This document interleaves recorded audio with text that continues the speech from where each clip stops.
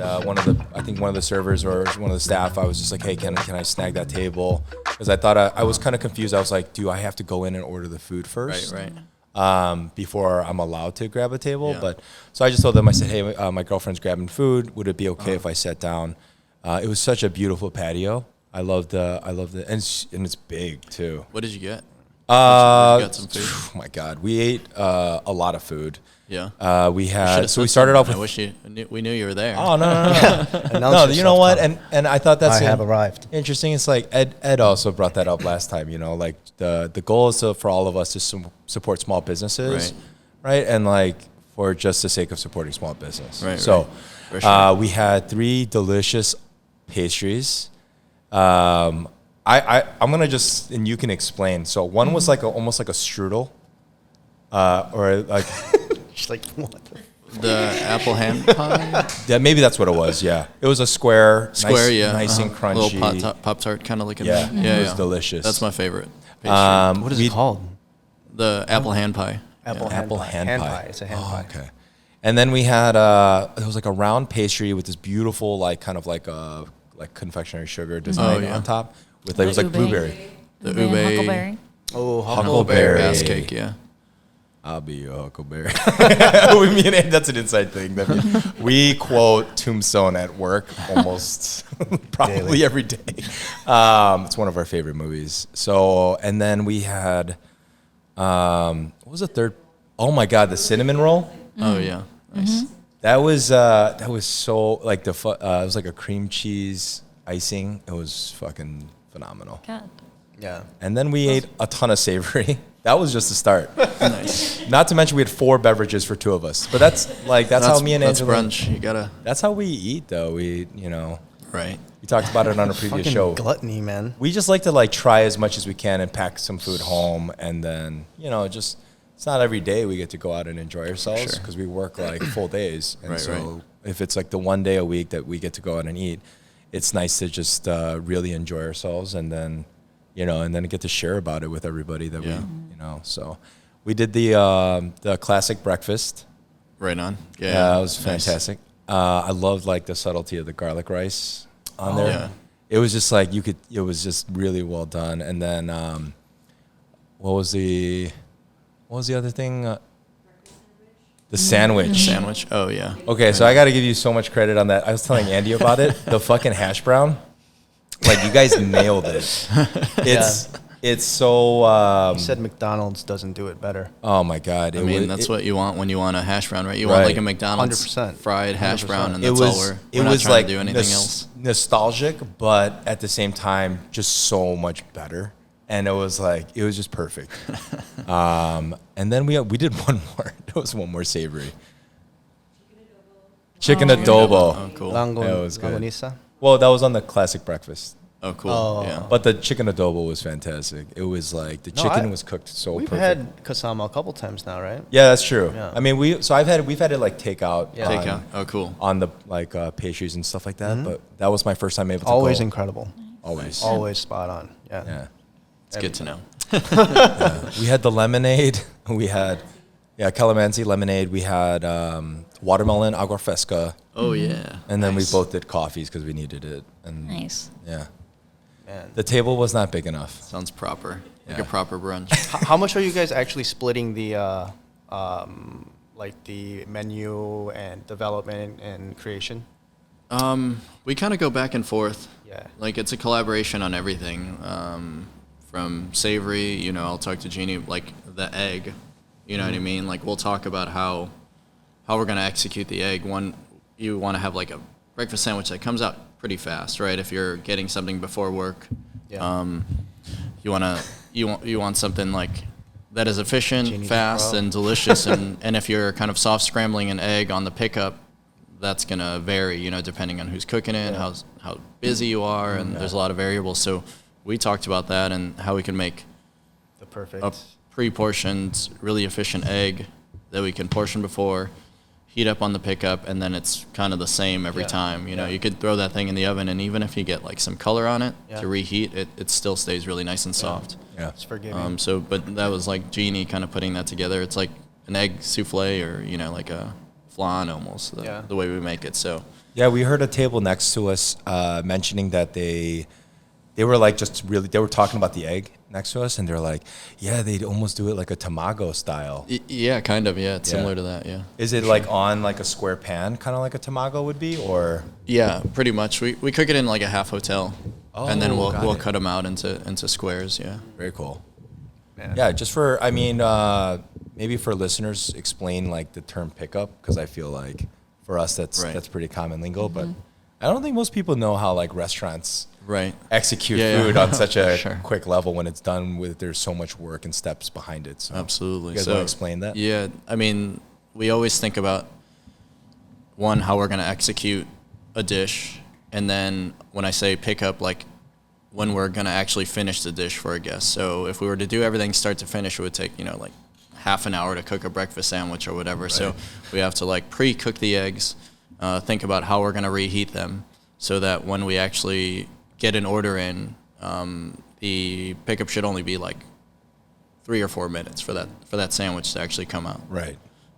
Depending on how busy we are. So we're always thinking about efficiency, and working in fine dining, we're especially particular about that, and just making sure everything's consistent and we can get it out fast, and it's the same every time, Yeah. Cooking an egg in a pan, it takes a lot of skill to do that, especially when you're slamming, and so we want to take that part out, because it's like, I know if I have 40 breakfast sandwiches on fire, I'm going to mess up a couple of those eggs for sure.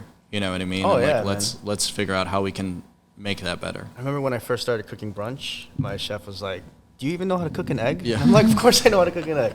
He said, just do it. And then I've never felt so much pressure in my life. For sure. Oh my God, I guess breakfast and brunch shifts are the hardest. Yeah. For sure. You have so many variables, and everybody wants their own thing. And yeah. The worst. Everybody expects it so fast, and you get slammed. And yeah. Everyone has their way of eating an egg, right? And it's just like, which I like about how you guys set up the breakfast sandwich. There's so many like variations to it on the menu, and I think that's really, one, it's clever, and two, it just gives the guest the opportunity to kind of create their own experience. Right. Because like I knew we were gonna do the longanista, so I was kind of like, I wanted the breakfast sandwich to be just hash browns, egg, and cheese. But so what we did was we did it on the side, the hash brown on the side, because she's like, no, I want longanista on this. Right. And then I just like cut it, took some of the longanista off, cut my hash brown perfectly in half and fit it right in. Right on. Yeah, it was delicious. Yeah. What's the proper way to pronounce longanisa? Well, yeah, it's longanisa. Longanisa. Yeah. Oh, I'm adding a T at the end. I've been saying longanista. Yeah. I'm terrible. I used to say langoustine. Just like, I don't know why, it would go in my brain, and I'm like, yeah, langoustine, and It's close. Yeah. Longanisa, yeah, it's pretty One shrimp. phonetic. I feel like it's not too hard to pronounce. I don't like to put certain things that are on the menu that people might have trouble pronouncing. Just for sure. It's a sausage, egg, and cheese sandwich. Yeah. That's like the fun part is we just wanted to make a regular breakfast sandwich. Yeah. Yeah. That was like our goal. Yeah. It's not like to try to make a super fancy breakfast sandwich, something that's like, let's do avocado or, a different type of cheese. It's like we use American cheese. Yeah. It's a regular egg. It's the best cheese. Sausage. Super melty. Martin's potato. And a Martin's potato roll. Because we were testing. It took us so long because we were thinking about how we're going to produce this many buns for a breakfast sandwich. Of course. And then what kind of buns. So we were doing like milk bread, like a laminated brioche, all these different types. And then I think we were eating staff meal. One day we were eating cheeseburgers, and we get Martin rolls because they're the best. They're the best. They are the best. And we were like, why don't we just use this? Like, this is perfect for the breakfast sandwich. Right? It's like there's no shame in that. Soft, chewy bun. Like, everybody wants it, and when it gets smashed, it still tastes good. And so we're like, and we wouldn't have to worry about production. Like, that's a big part. If, like, we can only do, 80 buns a day, and we'll have to sell out. It's like that's like the biggest part of the production. You guys sell 80 breakfast sandwiches? We'll sell about 170 on a Saturday. What? Between 9 and noon. Between 9 and noon. Insane. Wow. It's absurd. Yeah, I mean, it makes sense. It's fucking delicious, man. I'm telling you, like the egg is just so perfectly cooked, and everything is just so balanced. Can you guys tell? Sorry, see, I do this shit too. Genie, you want to tell us a little bit about kind of how Kasama happened? Yeah. So, we were both working in fine dining for a majority of our careers, and when we were thinking about what our next project would be, I always knew that it was going to be pastry focused. When you work in restaurants for so long, you kind of reach a plateau as a pastry chef. And selfishly, for me, I wanted everybody who comes in to have a pastry. And really, the route for that is to open a bakery. But at the same time, Tim wanted to do a restaurant and savory food, of course. So we're trying to think of a way that we could combine both concepts and still have it be cohesive. And for us, the greatest challenge was finding a space that could do that. Bakeries require so much equipment and so much space to produce something that doesn't have a high profit margin or check average. And so we knew that we needed dinner to help kind of carry everything. So that's, kind of where the name Kasama came from. In Tagalog, it means together or included. Oh. And so it was just us fusing our two concepts together. I love that. And, just the philosophy of we wanted to include everyone and welcome them into our home and just share some of the things that we enjoy making and love doing. And I don't think Tim really anticipated opening a Filipino restaurant, but the more we talked to him about it, the more it made sense to open a neighborhood restaurant and to do something different and kind of elevate Filipino food and do classic but twists on the things that I grew up learning, which are French-American pastries. Yeah. Why were you apprehensive about doing Filipino food? I just never thought of it as an option while cooking. I was, I started cooking at GT Fish and Oyster, worked at Senza and Oriole, and those were fine dining places. And I always thought that I was going to open a tasting menu restaurant. And that was the initial plan, is we were going to do like a 18 to 30 seat restaurant, bakery cafe in the morning, flip for dinner, do a small tasting menu. And that was it. And I thought maybe I'll put like two things of things I grew up eating, like Filipino food, Filipino inspired dishes. Yeah. And then the more we started thinking about our concept, we were doing the tasting menu selfishly. It's because that's how we like to cook. Yeah. Like you have, 30, 40 diners. You get to make 30 or 40 perfect meals. You work with the best ingredients.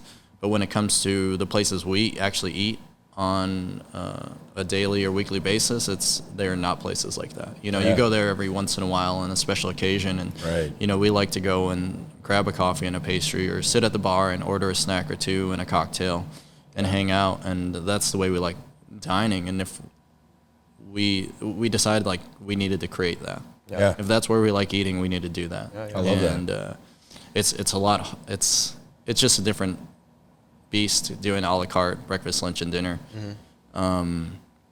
But as we were moving forward and thinking about our concept and moving towards a la carte, it was like, maybe I should do Filipino food. Maybe I should do the food that I know and the food that I grew up eating. But you're always taught like, Italian food and French technique and this kind of, what do they call it? Contemporary American or modern American cuisine. And it's like, what does that mean? It means like you're just pulling from all different cuisines, right? You get to pull from all these different cuisines and do whatever you want. You could have like a nigiri course and put on like, a pasta and put on like a Korean inspired dish and then it's new American, right? Like, what does that mean? So like, why wouldn't I just do the food that I know and use the technique that I learned in fine dining and apply those and kind of change, the way that people think about Filipino food. Yeah, absolutely. I think that's a lot of what we're seeing, just even in Korean food. It's like people of our generation we're kind of taking the techniques we've learned within these American or new American or contemporary kitchens and then applying it to the food we grew up with. You know, there's just something, I don't know, so homey and I don't know, right? Comforting about For that. sure. Yeah, for sure. Yeah, I love that you guys are, you know, we talk about this where just the preservation of culture and food, and I feel like, you know, hearing about this restaurant opening up, and we definitely want to dive into that next about the timing of this. But I love and appreciate that there's a perpetuation of this culture and this food that, you know, that's how it should be, right? I mean, otherwise all is going to be lost and everything in one day will be called New American, right? Right. Or Sure. whatever, but what does Belmore call it? Artistic American. Artistic American or something. It's just Which is whatever you great. Call it. So let's timing of your restaurant. So when was planning started for this thing? Let's go even further back. 3 years ago now. 3 years. It took us 2.5 years to find a space. We entered and exited a lot of deals. Okay. This is 2018 then to give. 2018. Okay. Yeah, we started looking. When we found this space, we actually drove by it every day for 3 years because we lived in the Ukrainian village, and we would pass it on the way to Oriole. And Tim would always say, "Oh man, I would love to open a restaurant in that building. It would be amazing." Yeah. And then we saw it was being either rented or for sale, and we just didn't think it was an option. Yeah. And so we pursued other locations, and then when it was all said and done, we realized we were going to put as much money into a different space that wasn't ours versus actually being able to buy this one and turn it into Kasama. So we closed on the building at the end of February in 2020. Oh wow. So right before February. The pandemic. the pandemic. Yeah, that I mean, was it just like at that time it was still. I mean, it was very well known, right? I mean, February. I think there was like a couple of cases throughout the U.S. and then they were Right. spreading, and then like I don't think there no was one kind of a little anticipated. chatter and stuff, Yeah. and then Like- that second week of March was when Full shutdown. it shut down. Yeah. Right. I think by December of 2018, we were talking about it in the restaurant. Yeah, For sure. Right. But we didn't anticipate that Right. long Yeah, of a the- shutdown. the impact. For sure. So we actually passed our inspections the day before that first citywide shutdown in March. Wow, March 15th. And so I don't think everybody was quite wearing a mask at that time. I mean, nobody was. We had passed March 17th, so things were already kind of shutting down. Yeah. And then the Everybody- inspector, we were wondering if the inspector was going to show up. Right. Oh my God. We were like, is this going to happen still? Yeah, no, we started feeling it in like late February. Yeah, early March, Right. especially being like an Asian restaurant. Yeah, For There sure. was, Right. Some xenophobia happening. Absolutely, Right. yeah. All of our friends who have restaurants in Chinatown were dead. Yeah. Going into January. Oh my Yeah. god. You know, so that was rough. And so Yeah. when it was just a crazy time. I mean, it was kind of building, but I don't know. We just didn't think. Everybody was like, oh, even our restaurateur mentors were like, oh, it'll be 2 weeks. And then that Yeah. turned into a month. And so we were actually going to try and delay it as long as we could and ride it out. And Yeah. then once we realized that it wasn't going to end, we were like, we have to pivot this model so that we can open and continue to operate as if this isn't going to end. Yeah. So we stopped buying everything. We didn't get plates. We didn't buy utensils or glassware. Wow. Chairs. We didn't even have tables up in the didn't- restaurant. we didn't have 'cause there tables. was no use for it. You know? Wow. So once that happened and we realized, okay, we're going for it, we were trying to then open as quickly as possible so that we could take advantage of the patio and Yeah. summer and the good weather. So, Yeah. a lot of emotional trauma that I don't even remember a lot of the I things don't- that happened right. last year because A we lot were of just us. going through it, you Yeah. know, and luckily the neighborhood was very supportive. We probably opened in the best neighborhood that I can imagine to go through something like this because everybody would see us working out on like the planters or on the building, Yeah. passing by, and they'd be like, "Oh, I'm so excited! Something's coming into the neighborhood. We can't wait to yeah. support you guys." And we're very lucky, and we Yeah. kept at it day by day, and That must have been extremely frightening too, going into a brand new business and then all these challenge. It's already, if our listeners don't know, opening a restaurant is not just one of the hardest things you can do, but also very stupid. It's really dumb. Yeah, it's a terrible business to go into. Yeah. But, you know, It's so you gotta hard. really love it. Yeah, exactly. This is gotta labor love of love, man. This Yeah. is very, very, very difficult. So when was the official opening day for you guys on your, let's say first day of orders, live orders for takeout? What was that? July 29th. 29th. Wow, So so we're that coming was- up on a year. We Yeah. actually didn't have our functioning kitchen on our first floor. We have so- 2 kitchens. The previous kitchen Oh. for the space was upstairs. Yeah. And then so we added a kitchen downstairs, an open kitchen. Wow. And so we're using the upstairs for bakery production and prep, and then downstairs for service. And then the downstairs kitchen was supposed to be ready. The Ansel system was supposed to get set up that morning of opening, and it didn't. Oh, shit. And so Yeah. we were like, we bought walkie-talkies from Home Depot, and because we don't have the POS system set up for the printer set up for upstairs.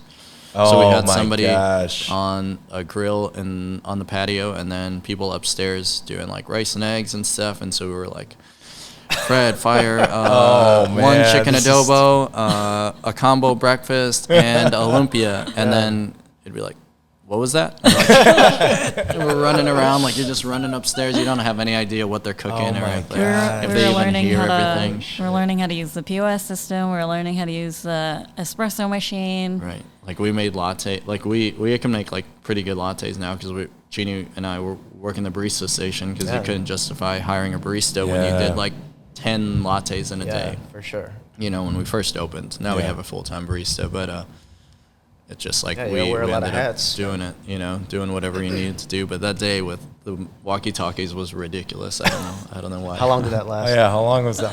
Because you use For walkie-talkies. like all like 2 orders, and you're like, fuck it, never mind. Yeah. Why don't we just use our phones? That's, Yeah. that's I the don't biggest know. question Like that I have in retrospect. I don't know. I don't know. Right, like it's I in your don't pocket, like understand. live Yeah. streaming. It just FaceTime each other. Yeah. I don't know why. It would have been nice if Nextel was still around, right? Because Yeah. you could just Oh yeah.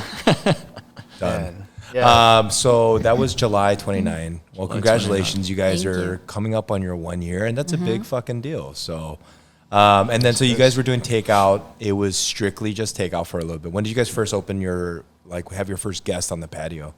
I think it was probably about after a month or so once Yeah. we Oh, felt wow. comfortable and had some sort of system Right. down. I mean, we still don't. It's just like organized chaos Yeah, every day. But that's every day. but I think once we knew that we would have a steady stream of people Yeah. and good weather, we set it up as soon as we could. Cool. We still had to get umbrellas and furniture and things Yeah. like that. So once that came in, we started. And you guys were serving on paper like disposable plates. Yeah, we were just doing to-go boxes at first. Everything okay. out of to-go boxes, Yeah. and then last summer, did we get the plastic baskets? Oh yeah, we moved to like those little French fry basket kind Yeah. of things, and we were putting stuff on there. And Yeah. How's that? How's it going from like an Oreo type setting to putting into a paper? Here's your plastic right, forks. you're just like shoving food into boxes Yeah. and sending Yeah. it away and not knowing what's gonna happen with it. I mean, the hardest part is control, right? So in fine dining, you have control over every action and when somebody eats the food. And so for us, when we're eating, it's like half of the deliciousness of a dish is the temperature that you're supposed to eat it at. Yeah. And so just not having that control and not knowing when it's going to be eaten or what's going to happen to it was definitely hard to accept. And so we had to adapt the menu and test it every time to make sure it would survive takeout. Right, and it's just eating things like a half an hour later after we put it in a box to test. Oh, what it'd be yeah. like, you know. So Oh, awesome. Yeah, me and Andy have done that with our chicken wings. Yeah. We used to do that with a bunch of our food. Yeah, just 'Cause like we- let it sit. Yeah, our like manager tastings, which is like just something we do in the restaurant. For those listeners, we basically like to test what the guest experience is like. And usually every day we'll try our best to taste some food just to make sure seasoning and everything is like on point from our line cooks. And then one time we just were like, let's put our chicken wings in a box in the back, and we're in full service. And then we're like, we'll put a timer for 30 minutes. I think we ended up letting it sit for almost an hour, and we went back and ate it, and we're like, it's still fucking crunchy. It's still delicious. So I've been trying to convince Andy, I'm like, we should toss the wings in sauce and see what that's like. But it definitely makes a little impact. So. Yeah, for sure. But there's got to be some type of a nice, I imagine in the beginning, going from a restaurant like Oriole and that fine dining background into what you're doing now. Some of those stresses that you just mentioned, which first of all, I think it's awesome that you're thinking of temperature, which I don't think most people don't even think about. You know, most people that cook food, they're like, it's still delicious, just fucking eat it. But at the same time, after getting over those stresses, was there a lot of like this relief, this like almost freedom of like having that kind of pressure on yourself removed, you know, now that you guys have been doing this restaurant? Is there? Yeah, I mean, the greatest part about an a la carte restaurant is you can 86 things, which means you can run out of them and, Right. you know, not ruin somebody's experience. I mean, they'll definitely be disappointed, but it's expected in an a la carte restaurant, whereas in fine dining, it's like, that's not an option. So in some ways, it gave us freedom of creativity and you know, we could just put a sausage, egg, and cheese sandwich on the menu and things like that. But it's definitely the way that we like to eat. And so I think that helps us when we're trying to add things onto the menu or change things because, you know, we're our harshest critics. Yeah. And so we're always thinking about how the guest perception is going to be once they come in and after they leave and things like that. Yeah. I want to move back a little bit even further. How did you guys first meet? So, Genie was starting as the pastry chef at GT Fish and Oyster in Boca, and I was leaving. I had worked there. That was my first restaurant job. I had worked there as a dish polisher and food runner and service assistant, and then worked in the kitchen. And then the final position I had there was the head expediter. And so when I put in my notice, Genie was just starting. So we worked together briefly. Mm-hmm. She caught your eye. You're like, I don't even know if we knew each other, like, because we're just both very focused and we don't really Pay attention. We didn't really interact much. I definitely to be noticed honest. you, but you were just, he's like very stoic. But I mean, Tim's like, I saw that she saw me. She was passing looks. Well, you can say it. We thought, I thought that she might be gay and she thought that I was maybe gay. Because we're like very like asexual, just like we're working head down and like, saw her wearing this puffy vest one day. Maybe she got into, I don't know. But So we were actually hanging out for a long time, like probably months. Yeah. And then I still question it, and I'm like, were you actually trying to date me back then? Because we didn't know, and then we both thought the other one was gay, so we were just like, cool, like there's no pressure here. And then the manager at GT at the time, who's actually our general manager now at Kasama, Kara, I was like, should I date him? Is he like trying to date me? And she was like, yes, please date him, please. And so she's probably the reason why we're together. right. But it wasn't until like a year later after I left GT that we ended up hanging out again because of Kara, probably. Yeah. Wow. But I was trying to stage with Genie to learn pastry. Oh. But then it didn't. I never ended up staging. Right. And then Where did you go after you left GT? I was at Boca and GT, and then after that we opened Oriole. Oh, okay. Mm-hmm. Awesome. So And then you went to New York, right? Or did? I no, was were in New York yeah. before Chicago. Is that where you're from? No, I was actually born in New Orleans, and then my family moved around a lot, and so I grew up in Boston, Massachusetts, and upstate New York. And when I went back to Boston for school, that's when I took some time off and I enrolled in culinary school and got my first job. And after that, I was like, if I'm going to cook, I might as well go to New York and see if I can swing it there. But after New York, I moved to Chicago. So Why was that? Why did you come here? my parents were here. It was still like a big city, but not, I was just ready to get off the treadmill. That was New York, and yeah, both Tim and I lived with our parents at a time, so we were like, oh, cool, that's another thing we have in common. That's great. How did both of your families feel about you guys going into the culinary world? My parents, I think, were reluctant at first just because of the physical labor and the physical hard work that goes into it. But after, they always knew that I loved to bake. So after I made a decision, they were like, well, this is your life and you have to be happy. And I'm the youngest of 4, so I could pretty much get away with anything. Oh, wow. And so luckily I've had their support for the majority of it. And then Well, we both started as, you finished with a culinary degree, but Genie started with microbiology. I was biochemistry, molecular biology major at Oh, Boston wow. University. And so I knew that, if I had a future in that field, I was going to be in a lab, and I didn't enjoy it. And I'm essentially doing the same thing. It's just, Right. Not with beakers food anymore. and there's less, I'm just cooking food. It's not as complicated Right. as And then- working in the labs. And I started as a nursing major. Okay. Being Filipino, Yes. you're like, that's what I'm supposed to do, Typical. right? And then, Right. like, my first semester in, like, Bio 151, I was just like, I don't know what's going on here. Yeah. And then I switched around.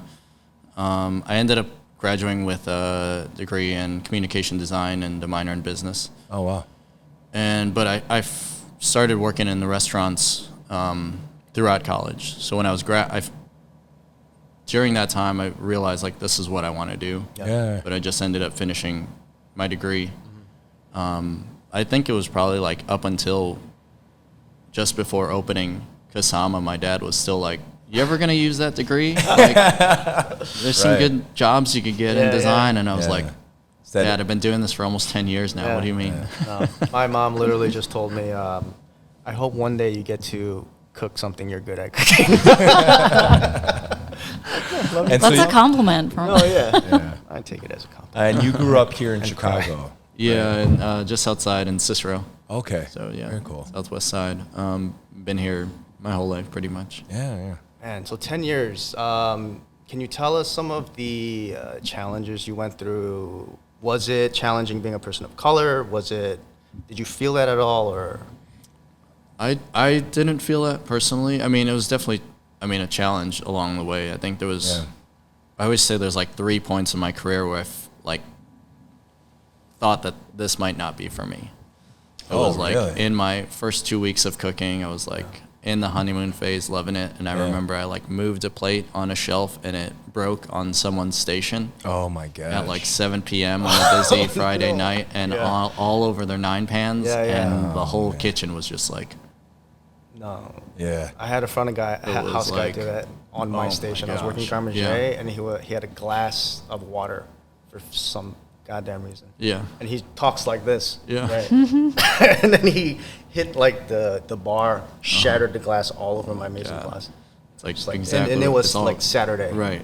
Like 7 o'clock. I was like, all right, So that was go fuck one myself. one instance. Just I was like, I don't know if this is for me. Everybody was pissed at me, and Yeah. And then the second time I think was the first pop-up dinner, or like first dinner we did outside of Oriole. It was for like Chicago style cocktail week, and we started like messing with the Filipino menu, and we just did this like super ambitious menu in this kitchen we've never been in before, and didn't have extra hands, and we just went down like So the hard. hardest we've ever gone down Almost ever. lit it and on was fire. Like, It was- Oh, my it was gosh. crazy. Genie was like cleaning the griddle with the water, and then like it ended up being a squeeze bottle of simple syrup. Oh, I my was like- gosh. And then I think the other time was the opening day at Kasama, where I was like, am I ready for this? Can I actually do this? I don't know. I don't know if I'm cut out for this. Like, so, Man. I mean, there's definitely been some challenging points Right. in the restaurant. I mean, it's hard. It's a hard industry to be in, and unless you really enjoy cooking for people. Like, I don't know why else you would do it. You know? So why didn't you quit? Like, what was the factor that kept you going? I think I always set out to have a goal, like as soon as I started in the restaurant, that I wanted to do this. Like I saw myself being a chef in the end. Yeah. Yeah. And I think that helped me a lot. Like, I don't know if it would have been for me if I was like, let me just see if this is for me. Yeah. You know what I mean? I like decided that Like you're I should, like, I need to do whatever it takes to get there. Yeah. Yeah. And that always helps me, is like seeing where I want to be and then doing the things to get there, and realizing like opening day was hard, but by the end of the week, we're going to be fine. Mm-hmm. And we might not get some order in, and we might have some people leave, but the restaurant and short staffed, but at the end of the day, it's always going to get done. Yeah. And like, we're not like, I'm not a doctor, or I'm not things that matter, like somebody's life is on the line. Like, somebody might just not get food. You know what I Right. mean? That's fine. Yeah. Like, Right. and you got to realize that, like, it's just food. Yeah. We're just cooking food. Yeah. And we want to give everybody the best experience possible. But like, if shit hits the fan, it's like, Right. we're just cooking food. love Like, that. remember that, you know? Yeah, for sure. Yeah, that's a great perspective to have, because I feel like a lot of people in our industry, including Yeah. myself and all of us, right? We do put this pressure on ourselves to like execute, and we're like so nitpicky. I think if like the most like general person that never worked in a restaurant heard some of the shit we talk about in pre-shift and or after service, like post-service, like just like the nitpicky fucking details we go crazy about, like they probably think we're fucking out of our minds. For sure. Like, We're definitely not sane. yeah, there's Collectively. definitely There's a lot of crazies lot of in crazy this things. industry. But it's like that obsessive, detail focused, right? That I think that really separates the great from the average in our business. But it is wild at times to think about when we're talking about a crease in a napkin fold, and we're like, who the fuck folded this thing? Who the fuck folded this napkin and thought that this was acceptable? You know, it's like, And then he's like, everyone fold napkins right now. Yeah, I want to see who folded this we napkin. literally had a napkin folding contest. Like, it's just like those little things, right? It's normal to us, but I love that you kind of have that perspective where you're like, hey, relax, it's just food. Right. And I think that's maybe sometimes all of us need to be reminded of that at the end of the day. For sure. Yeah. I think, our career trajectory was very different. I started in Boston, and going back to that question of like, did you ever feel discriminated or was it difficult? Honestly, my first job that I ever had was at a place called Flower Bakery and Cafe in Boston. Mm-hmm. And my boss was an Asian woman. Oh, And wow. her name's Joanne Chang, and she was the smartest business person I've ever met, still to this day. And like, so the quick answer is no, but that was also my very first job. Yeah.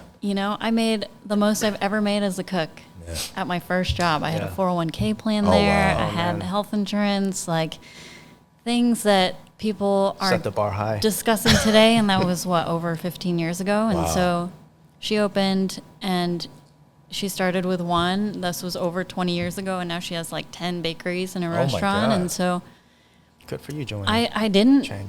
have to deal with any of that there. And then I left. I moved to New York, and I was working at these restaurants. I was like, what the hell is going on? Like, Yeah. the owner's arrested for the murder of his unborn child, Oh my and then there's all this drama. And like, if there's Yeah. anything that's happened in a restaurant, I've seen it for sure. Yeah. Can we go back to that? Yeah, like that was What not did you just just like say? It's just like restaurants that go down in flames. Yeah. And you just learn from it, and you learn what you don't want out of your life and your Yeah. career as much as you learn what you do. And for the both of us, we took all of those things and we're trying to create it here. Yeah. And it's different because of this past year and COVID and everything, but we're still working towards that, and we're never going to forget the ultimate goal for us in creating that culture. So Yeah. I just imagine not only as a minority, but also as a female in this industry, the challenges you've had to overcome, are things that the three of us here don't understand, and I think I'd love to hear if like there was a specific moment in time where you're just like, I will never forget this, this piece of shit. definitely. I mean, there's definitely times of like abuse and sexual harassment and discrimination. But at the same time, I've always kind of just had this mentality, like, if I say something about it, or if I bring it up, or if it affects my work life, am I falling into the stereotype of being a woman in a kitchen? Yeah. And so I would just never bring it up. I would never say anything, and Yeah. I would just put my head down and focus on the work. And we have a privilege of choosing what we want to do in life. Yeah. And I know that not everybody has that. And so the worst thing for me is when a place isn't where you want to be, or if it's not doing what it should be for you in terms of your personal or career goals, you can just leave. Yeah. You know what I mean? And so it's, I see both sides of it.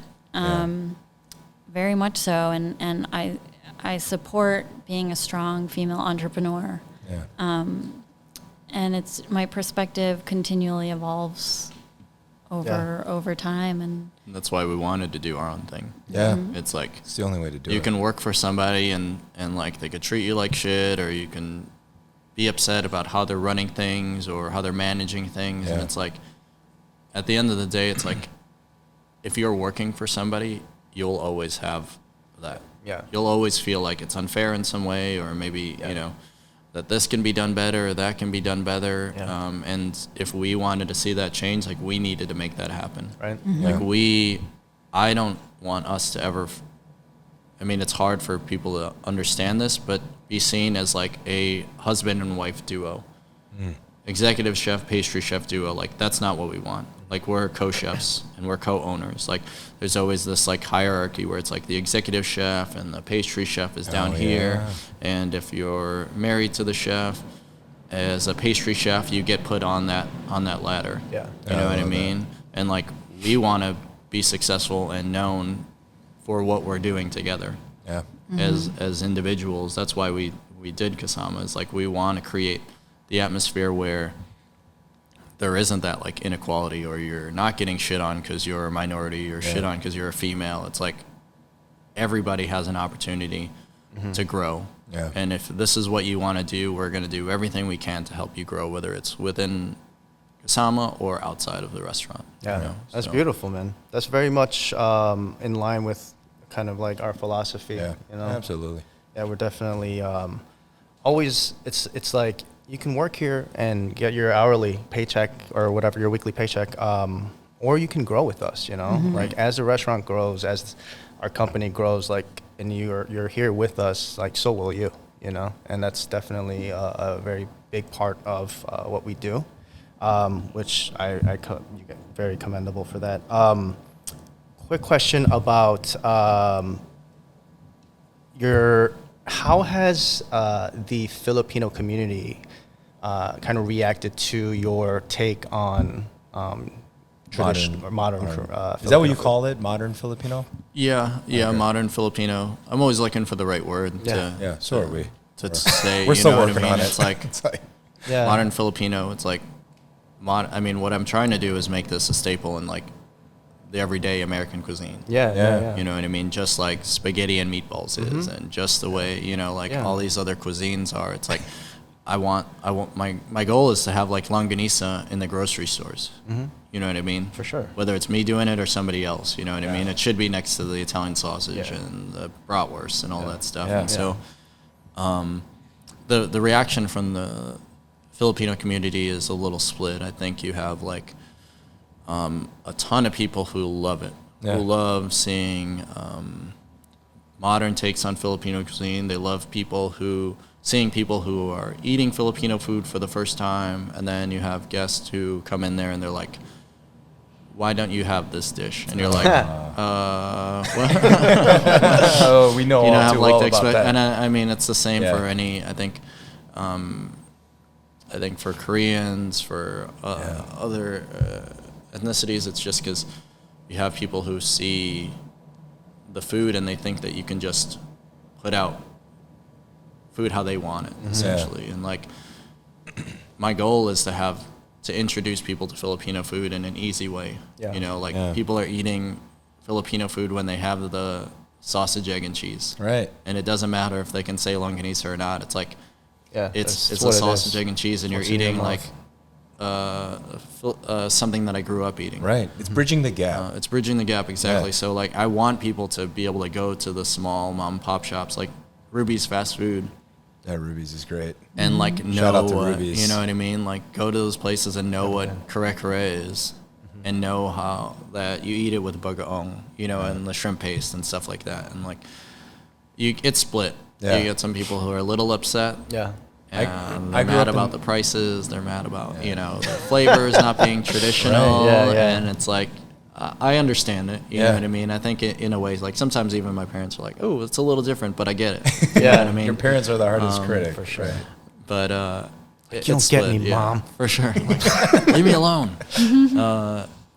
But then there's the huge part of the community that absolutely loves what we're doing. Right. And they love seeing that people who have never had Filipino food are eating Filipino food. Yeah. And that's like the cool part. That's the Right. cool part. Like we have like a barbecue platter at night where it's like the longanisa or ribs, and we serve it on a little metal sheet tray with a brown piece of paper on there with pickles and mustard and white love bread. So it's like you're Very eating rustic. a barbecue Yeah, platter. it's barbecue. That's what I You know what I immediately mean? is Like you look, envisioning you is- see barbecue platter on the menu, and you're like, "That's familiar." Yeah.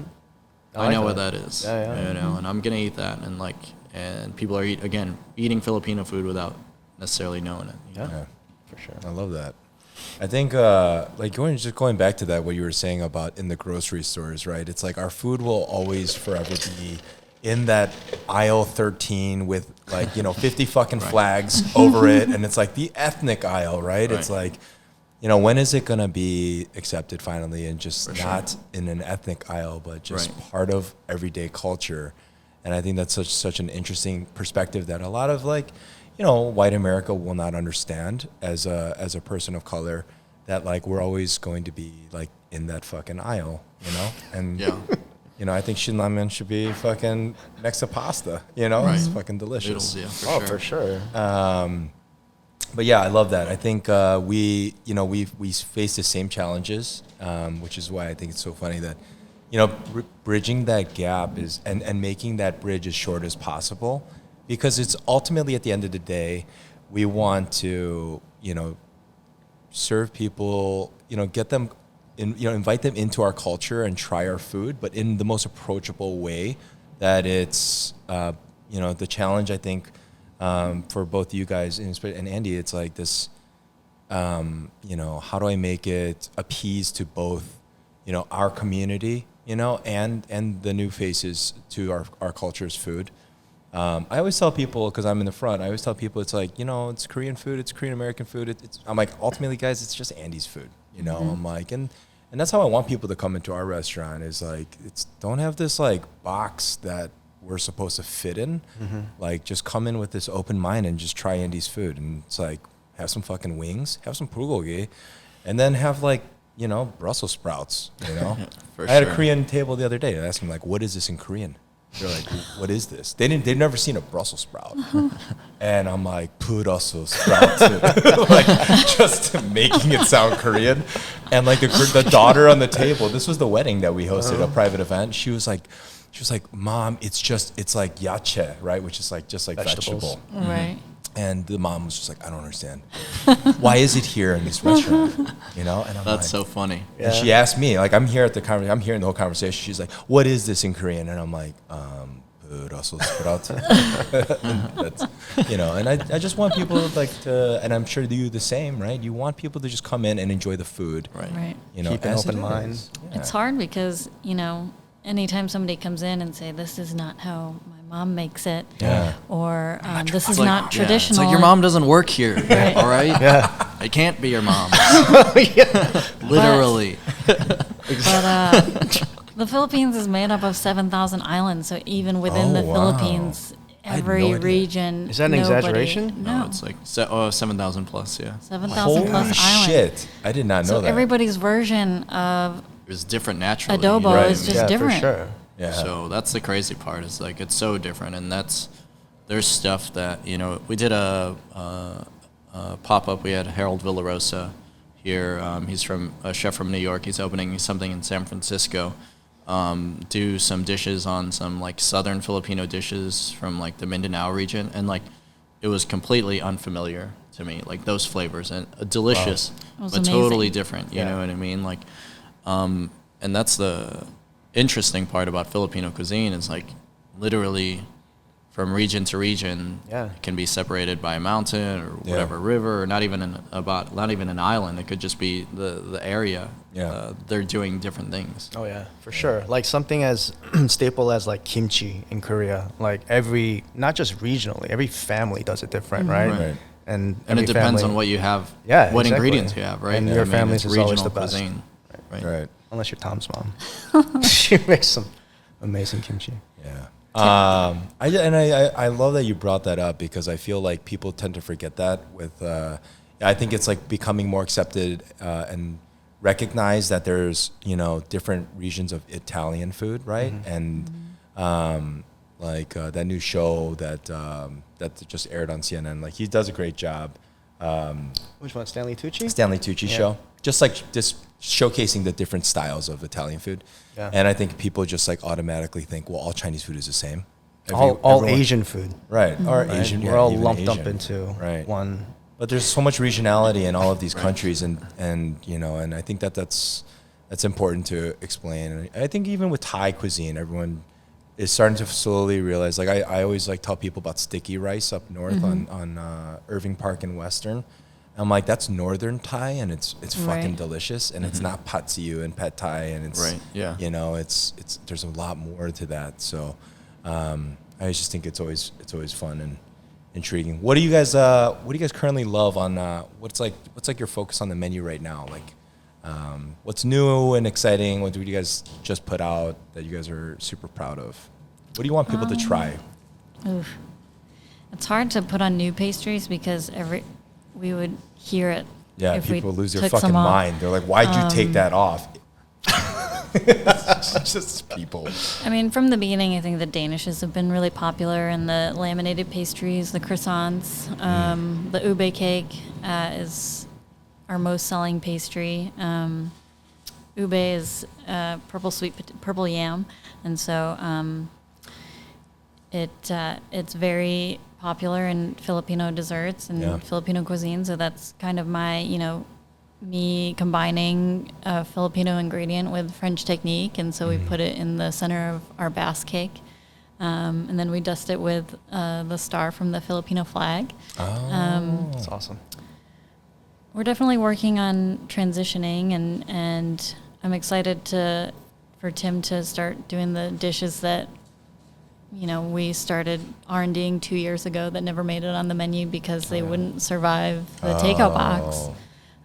So we're just excited to roll out stuff like that and actually serve people inside the restaurant. I'm excited. On real plates. And I'm ready to do that. I mean, for the current menu, probably the Kasama combo sandwich. Okay. It's like our take on the Italian beef combo. Oh, shit. Like shaved pork is this available adobo. at lunch? It is, yeah. Oh my gosh. Yeah, so we do it, it's like instead of beef, we do shaved pork shoulder, braised in adobo jus, and then we take that adobo jus and then steep in like Italian spices. Yeah. And then we use our longanisa, we use the Italian bread, put the sausage in there, shaved pork adobo, dip it in the jus, top it with a bunch of giardiniera. Oh yeah. And it's like, it's just, I mean, it's something I grew up eating, when I was a kid, and you have cool. like slightly different flavors, but it's doing all the same things as an Italian beef combo. So. Oh my God. I heard that you guys spend a good amount of time doing with like R&D, and you want to tell us about this this road trip that you guys took? That was like 2018. Yeah, right when we left Oriole. Yeah, we drove like 11,000 miles. Across the U.S. and just went to go visit different Filipino restaurants and friends. We got married in Vegas. Oh wow, shit! That was convenient. Yeah, was that a nice stop. Was that planned out, or were you like, hey, we're here, let's just we were going to each other forever on a whim? We were gonna elope, and we didn't know how to. And so just Google. We're like, how do you do that? Like you go to City Hall or something like that, and then Vegas was on the way to L.A. and we're like, oh. It's got to be easy there, right? Like people do it on accident. So we were like, okay, we'll figure it out. And then I thought we tried to get married by an Elvis on the Vegas sign, but then that's the way to do he it. like gave me a call back and he's like, all right, so you'll meet us there. The photographer you'll pay in cash, and then so you just give me your credit card information over the phone, and then we'll meet you there. And I was like, sounds sketchy. No. Can I meet you at the chapel to talk about payments there or do it online? He's like, no, I handle the Elvis weddings. And I'm like, yeah, I'll give you a call back. And I'm like, all right, we're not going to meet.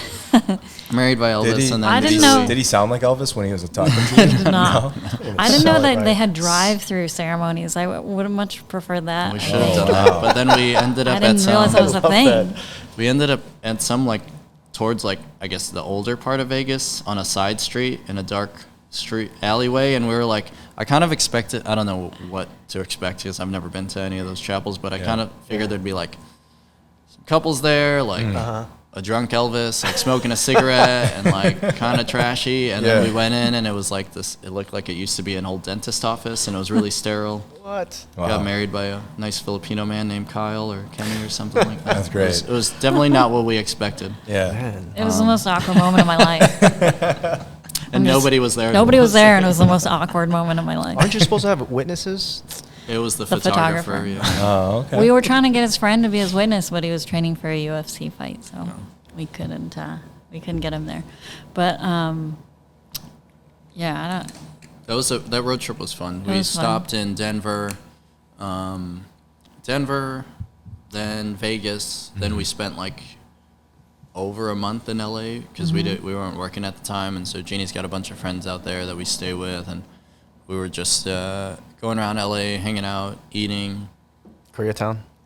The best. Koreatown is the The best. best. That's where we just Where do you guys stay like there. to eat in K-Town over there? Don Sung Sa. So yes. for late night, like, cause it's easy. We have we're always like 10 of it's us such a deep, cool bar. and it's super relaxed and everything's awesome in there. Sun Parks Barbecue. Yeah, Parks. Sun Nong Dan. Yes, Or the Kalbi Gym. Kalbi Gym is Yeah. like insane. That So was like good. one of the top 3 things I've ever eaten. Yeah, Yeah. It was just seriously. like sure. Did you guys absurd. get cheese and We got the did, yeah, cheese. we Dog- went for it spicy, all. non-spicy? Spicy, yeah, for sure, all the way. I think we just had dinner, and we were gonna go to the place next door for gamjitang, I think. kamjatang. Kamjatang, Yeah. We were yeah. gonna go for that because we were with our friend Sunny, who was kind of like exploring Koreatown, and then that place was empty, and Sunongyang was like Slam it. slam Also it, and we were like, Always is. let's just go which there. one looks And better? Yeah. We just put our name on the list, and we had already eaten dinner. What did we eat that night?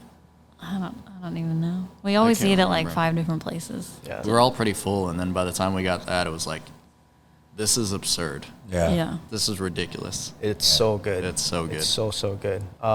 Did you guys get to, was Spoon by H still open at the Oh, time? man. I I don't know. wonder. I'm What do not they that do I there? know of. It's You, like, are you guys aware of? Do you guys know what's No, I don't its know. place is amazing. It's like it's a bubble tea cafe, right? You walk in. First time I went there, there's literally a plastic table there and a plastic table there. That's it. You go to the counter, you order, and I'm like, it's an espresso machine and then like the bubble tea machine. Like, is there food here? And they're like, yes. Give you a menu. And then you're like, how do I order? And there's, I don't know, pick something. I'm like, so I just picked a bunch of random stuff and food comes out. It's incredible. Like this lady, I think like David Chang, like go crazy about this lady. Yeah. But They put her on the they put her on the map. And Yeah. Nice. yeah, but every time I go, I see someone famous there. Yeah, Really? It's weird. Like we were I just saw- there I found a last story. year in the pandemic, and Jimmy O Yang was over Yeah, there. Jimmy Yang was there. Like fucking Jimmy O.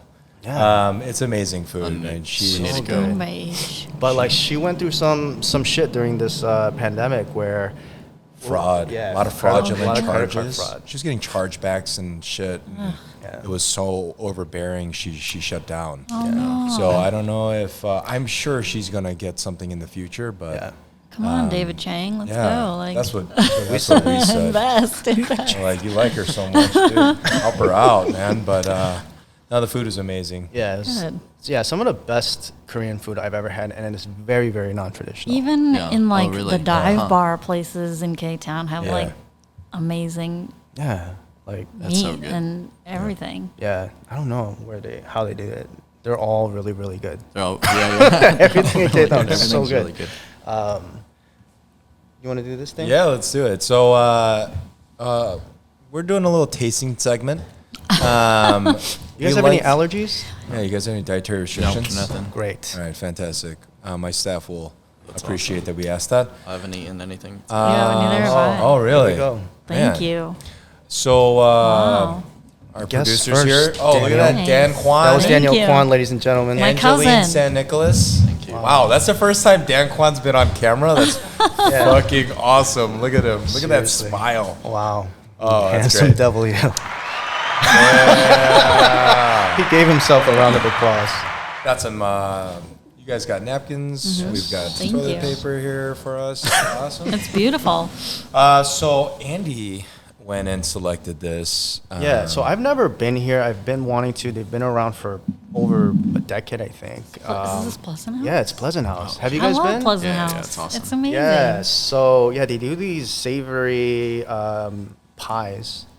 Today we have a steak and ale pie, and then a mushroom and kale. Nice. Ooh. I've had Yeah. the steak and ale. We've frequented Yeah. them a So lot. What is the cuisine here like, or what are they? What is like the shtick? I guess British, I think. British. Yeah, British. Oh, really? So. You got. I mean, you guys meat know- pies, like you savory guys- meat pies, is like Yeah. their Mhm. specialty and stuff, and then they do like They do they have, daily like specials. a burger and stuff on their Yeah. menu, and it changes. Like we had some, was it like the chicken? Yeah, we went and then tikka they do like masala a with, daily like, special. Oh. paratha and stuff. I Oh, think they're they kind of used to all do over that the on place. Wednesdays. All over the It's place. it's been a little while since we. It was awesome. We used to go there for lunch and like meetings and stuff Oh, when we really? were when It's we were great, yeah. closer It's a to great Pilsen. space, yeah. But Yeah. yeah, No, it's we a love it. very cute space.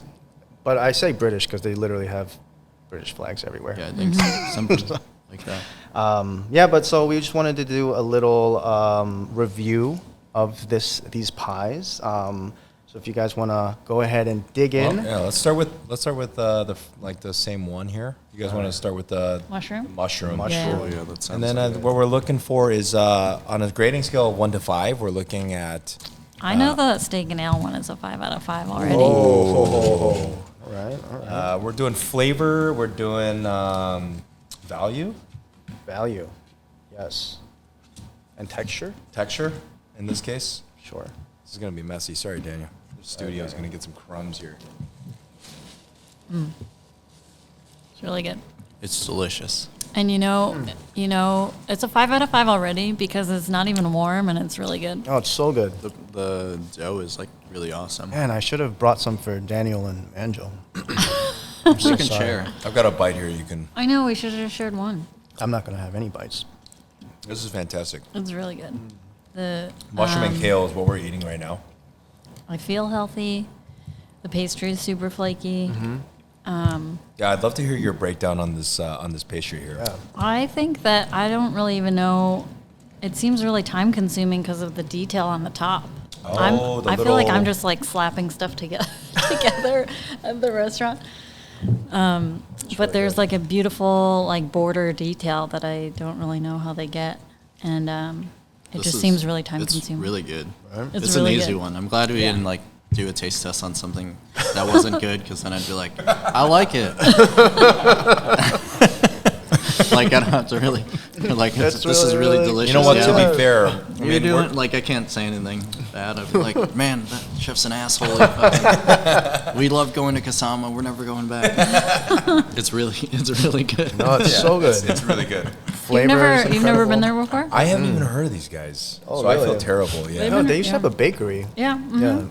Yeah. I don't know. Do you know what happened to it? I think they might have moved to a commissary. Okay. But They were the- in Bridgeport, and then they moved to Pilsen, I think. Yeah. And Yeah. I believe they had a commissary at one point. We Who's all- they? Could you guys? We keep throwing out they. Do we know who's behind these guys? I'm Pleasant sorry, I don't. House. Oh, okay. I'll look it up. Well, yeah. We always had the same server. He's amazing too. The one that Okay. works during the day. Is it a small space? I haven't seen this. It's a pretty It's good pretty size space, big. yeah. Oh, yeah. yeah. It's like there's a front room and then there's a bar and then it kind of extends to the back. Oh, okay. They have a really nice bathroom. I love that. Oh, yeah, the bathroom's cool. Yeah, that's my thing too. I have to go into every bathroom when I go to a restaurant. I just like to see how they do it. You And they have a good patio space too. Oh, okay. That's enclosed, so it's pretty big. So it's a husband and wife team. Oh. Art and Chelsea Jackson. Art and Chelsea Jackson. Like us, Tom. Look at that. Yeah. And you guys. And you guys. All right, let's dive into. I see. What you said? Steak and ale. Steak and ale, yeah. There's some type of squash in here, right? What is this? Or Okay, carrot. carrot. Carrot? Is that Yeah. what it is? The top of squash is carrot. It is carrot. The seasoning is really good. I just already on this. Do you have a toaster oven in here? Is it so flaky and I know. crispy? Did you Where's it toast come it? from? Yeah, right there. Kept it under this fucking heat lamp, aka light here. It's really good. It just holds up well. It's like That's been sitting there for 3 days. it's amazing. I have this running joke with our sous chef John. I'll like taste the pastries. I'll let them sit out for days, like, Oh. and then we'll try it. He'll be like, "That is the best it's ever been." Yeah. Oh, that's good. This is flawless. I will be. It's so I will be visiting this place. That's don't for think- sure. Yeah. It's really I don't good. think you can make it any better. I don't even. I mean, it's good. You're It's great. saying that to It's good. Jeannie It's directly? hard, like doing. Oh no, savory I meant stuff. like just in this in general. Jesus, Genie Tim. can't make this. Yeah. I two wouldn't even different know ones. how to make this, honestly. It's so good. I just think when he said savory pies to me, I was kind of like, okay. I was like, I was hoping for like a dessertish kind of pie, but man, it's fantastic. It really is. All right, so and to be fair, we definitely want to keep the some validity to this rating scale and not just make it a generosity thing. But on a scale of 1 to 5 on flavor, what did you guys just go down the line here? Are you doing different categories? Or just, is that We'll do just- 3 categories. Flavor, texture, and value is kind of where we kind of gauge. So, so Tim, you want to start off with the flavor? 5. Oh, just throwing it out straight out there. 4.9. There you go. All right, there you go. Let's 4.999. hold the 5. Let's just like hold it in a little high regard there. I mean, I think if We're- you grade it in terms of flavor of a meat pie, yeah, I don't think you For get. sure. I've never had a better meat No. pie. I Okay. don't know. That's fair. I like that. What if you have another meat pie that is better than this one? How would you grade that? You just threw the 5 Yeah, away. you just do the Oh, 5 so out. we like Right. don't really do a grading scale. We do like Oh, what top do- 5. Like Oh, Oh. okay. we have you explain that top a little 5 top 5 condiments. Like we go to Mary's Taqueria in Pilsen. Okay. They have a creamy green salsa there that like That's is a not top on the 5. menu. You have to ask for the creamy green salsa. Oh, okay. That's like the top 3 condiments I've ever had. What It's are in the the other top shit? three. Shit. I don't want to start any controversy, so I'm gonna Ketchup. refrain from the other 2. But Oh. the creamy green salsa is definitely in the top 3. Can you give us one of the other 2? Yeah. What? Now I'm just so intrigued now. Like, what is Well, that? I'd say ketchup is in there for sure. Yes. Okay. Ketchup. Okay. Hold I on. 100% agree. Can we be a little bit more specific because me and Andy get into Heinz. this? Heinz, Heinz yeah, you can't ketchup. go any other way. This guy likes chunky Sir Kensington. No, love no, Sir Kensington. you It's cannot. not even a thing. No, that's it's not the same. I Just keep- call it You can't tomato have real puree and it'll be fine. vegetables or fruit in these sauces. It's like Heinz ketchup Yeah. is It's Okay. so smooth. the classic. All right. I will concede. So then, if you had to grade this flavor, Jeannie? 5. It's seasoned amazingly. Got it. I'm gonna say the mushroom is a 5. Yeah. The steak is like a 4, 8, 9.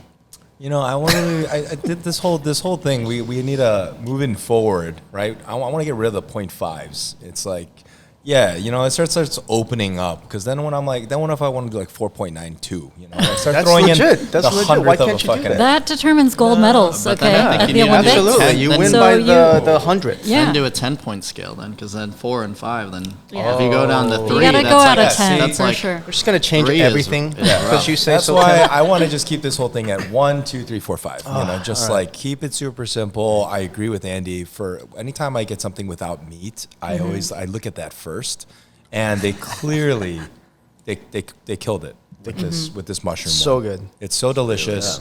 I'm gonna leave room for my life to enjoy something even better than this, and I'm gonna call this a 4. And I'm not. It's not a knock. Whoa. It's not a knock on Just Pleasant in House. case?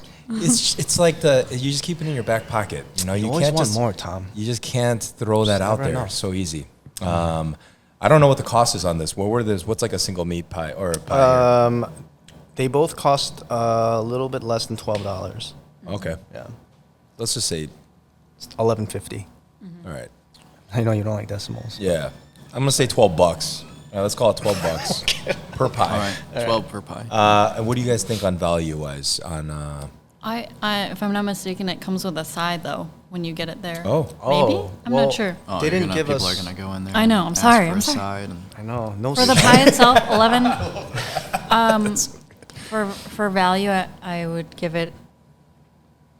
I would give it a 5 Oh. because I I would know give how it a much 5. work is I would going give it a into 5 this. because you know that this is maybe something that you perceive as being cheap, right? easy. You think beef Yeah. stew or Yeah. whatever is roast in or the other one, something. but the labor that goes into these, like Oh, yeah. making each and every one of these, like Yeah, you're shaping is them. There's no is machine. difficult. You know, Yeah. like so all in all, like whatever you think about the cost, it's probably not all that expensive. Maybe the beef is, but the labor that goes into those things, like Yeah, it takes time to make those. You can't just sling them, Right. You know, Yeah. like exactly. which we're definitely going to touch back on because that's been a hot topic these days in the restaurant industry. But Andy, you want to give a? Easy 5 on value. I'm going to throw my first 5 out there on this Yeah. on value because it This is is it is like a absolutely pound of- fantastic. of like That's of worth a meat it. pie for sure. Like you'd be definitely very satisfied with this eating one of these Oh, yourself. yeah. Oh, yeah. No, it's a meal. It's a meal, and like for Yeah, sure. it's filling.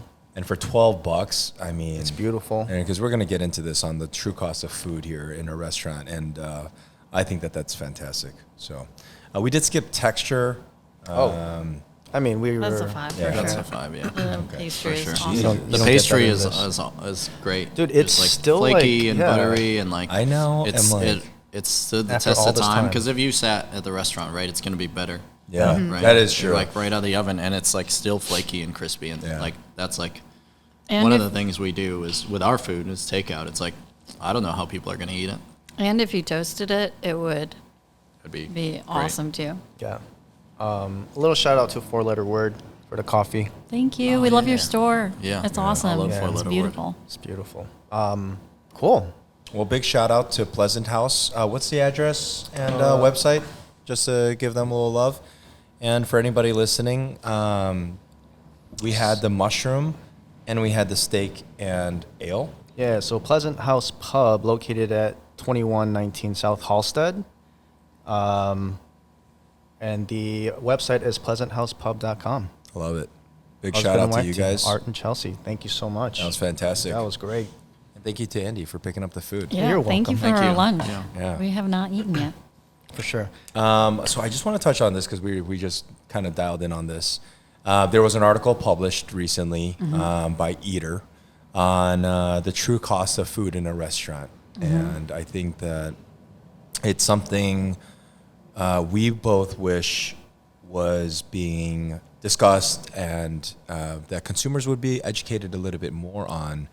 What are your perspectives? And Genie, maybe you can start first For sure. on, this challenge of consumers not understanding what the real cost of food is in a restaurant. I think, it's definitely hard for people to understand as it is. I think COVID made it even more complicated. COVID drove up prices to the point where there's places that specialize in brisket that can't even sell it anymore because it was 3 times the price, and a lot of the things that we use, their price fluctuates based on the market. So there's 2 different philosophies, especially with our restaurant. It's, pastries have a lower profit margin because we can't charge as much for them, but ingredients are cheap, right? Flour, sugar, butter, salt, water. But the labor is significantly higher.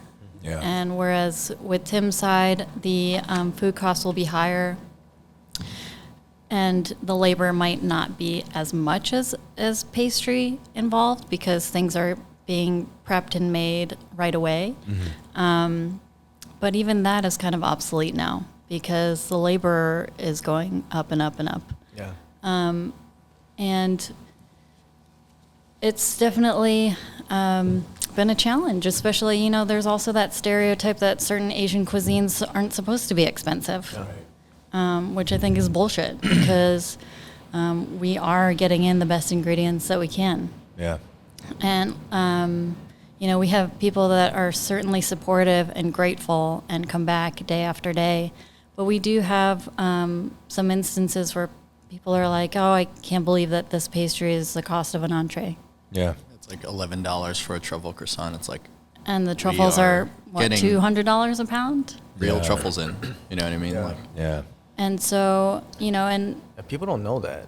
yeah. Yeah. I And think they're like, I think people who are used to like truffle fries, I don't know, something Yeah, like that. yeah, Like for sure. truffle, like we're actually getting truffles in.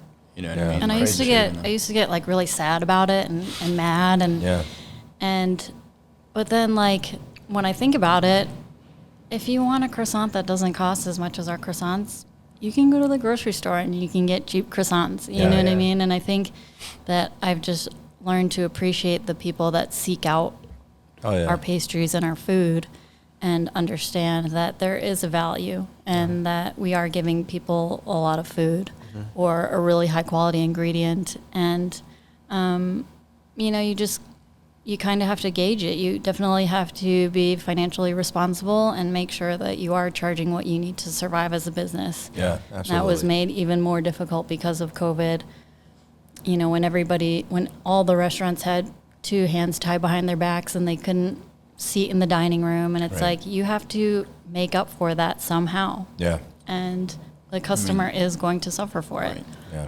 And I mean, besides all the labor and the food costs, it's like, I don't think people are ready for the actual price of what it costs to employ people with benefits. Yeah. Right. Like I've worked in the restaurant industry, and it's, when I started, it was like you came in early off the clock Yeah. Yeah. to get your prep done, and that was just the standard. Like I never thought anything of it. Yeah. Like Yeah. I don't even, I'm not, it's not like I'm like bitter or anything about it. It was just like what I did. Yeah, yeah. That's what you had to do. For sure. But like in any other industry, that would not happen. You know Yeah, what I that's- mean? it's illegal. And Yeah. I've never called in sick. Yeah. I've been doing this for almost 10 years. Yeah. It's like I've never called in sick, and that's Yeah. crazy for the service industry, right? It Like is. you have to stay in there. Like we serve people food. It's like if somebody has a cold, you should be able to Yeah. call in, but you have to work, right? Because there's nobody else to fill your spot in. Like Yeah. you're not taking the week off because you have like, you know, the flu. Like people are going in to work, and that's kind of the hard part with, especially even with COVID and everything. It's like you're expected to work, and there's no paid time off. There's no vacation time. There's no benefits. And now, at this point, to provide all that and add that into the price of food, like people are like, oh, why does a cheeseburger cost so much? Cheeseburger and why do French fries cost so much? They're potatoes. Yeah. It's like French fries suck to make. You know what I mean? Yeah. Like you have to cut It's a them. process, It's a man. process. Yeah. A labor that goes into something that's so cheap Yeah. to make a good French fry. For sure. But I just don't think people are ready to see that price. Yeah. To see the price of what it costs for us to actually live a healthy life. Yeah. You know, for restaurant workers to live a healthy life. Like, oh wait, you're not open for the 4th? It's like, yeah, because we need vacation First day time. off You know what I this mean? summer. Like Yeah. everybody else, like it's like a holiday. Yeah. Yeah. And I then you think expect restaurants to be open on those days. You're like, there's this culture that existed in the restaurant industry where you feel almost guilty to try and take some time off for yourself. And, you know, it's just like a notion, like, I mean, and not all restaurants are the same. And I think people need to understand that, you know, there are, I hate trying to loop and generalize things together because it's just not the case, right? But there are some restaurants, quality of restaurants that where if you work there, there's a guilt for taking time off for yourself, right? It's like you're letting everyone on your left and right down because you want a little time, a little self-care, a little bit, you know, a little bit of a release from what's going on day to day. And I feel like that kind of pressure has just kind of been, it's boiled up too much, right? And I think it's unrealistic. I think that, me and Andy definitely spend a lot of time focusing on how do we create an environment that allows you to do that, right? And like a lot of our focus is like, how do we create systems in place in service and food where it's easier for everybody. Our goal, like I preach this in service for the collective of the team and every individual in the restaurant to be like, hey, give us some ideas, guys. Like, let's work on this together. Like, the goal is let's make this as easy as possible for ourselves and fucking kill it. Like, how do we do those two things? And I feel like that movement is, you were starting to see it more and more. I think it's a healthy change, and for the better that we're seeing this being spoken about. Yeah, but people still don't, like, Eater did a good job of kind of like breaking it down. Yeah, breaking it down line by line. And then the responses were just like... Yeah, it was like great to see. Like, we were reading some of the comments after they post.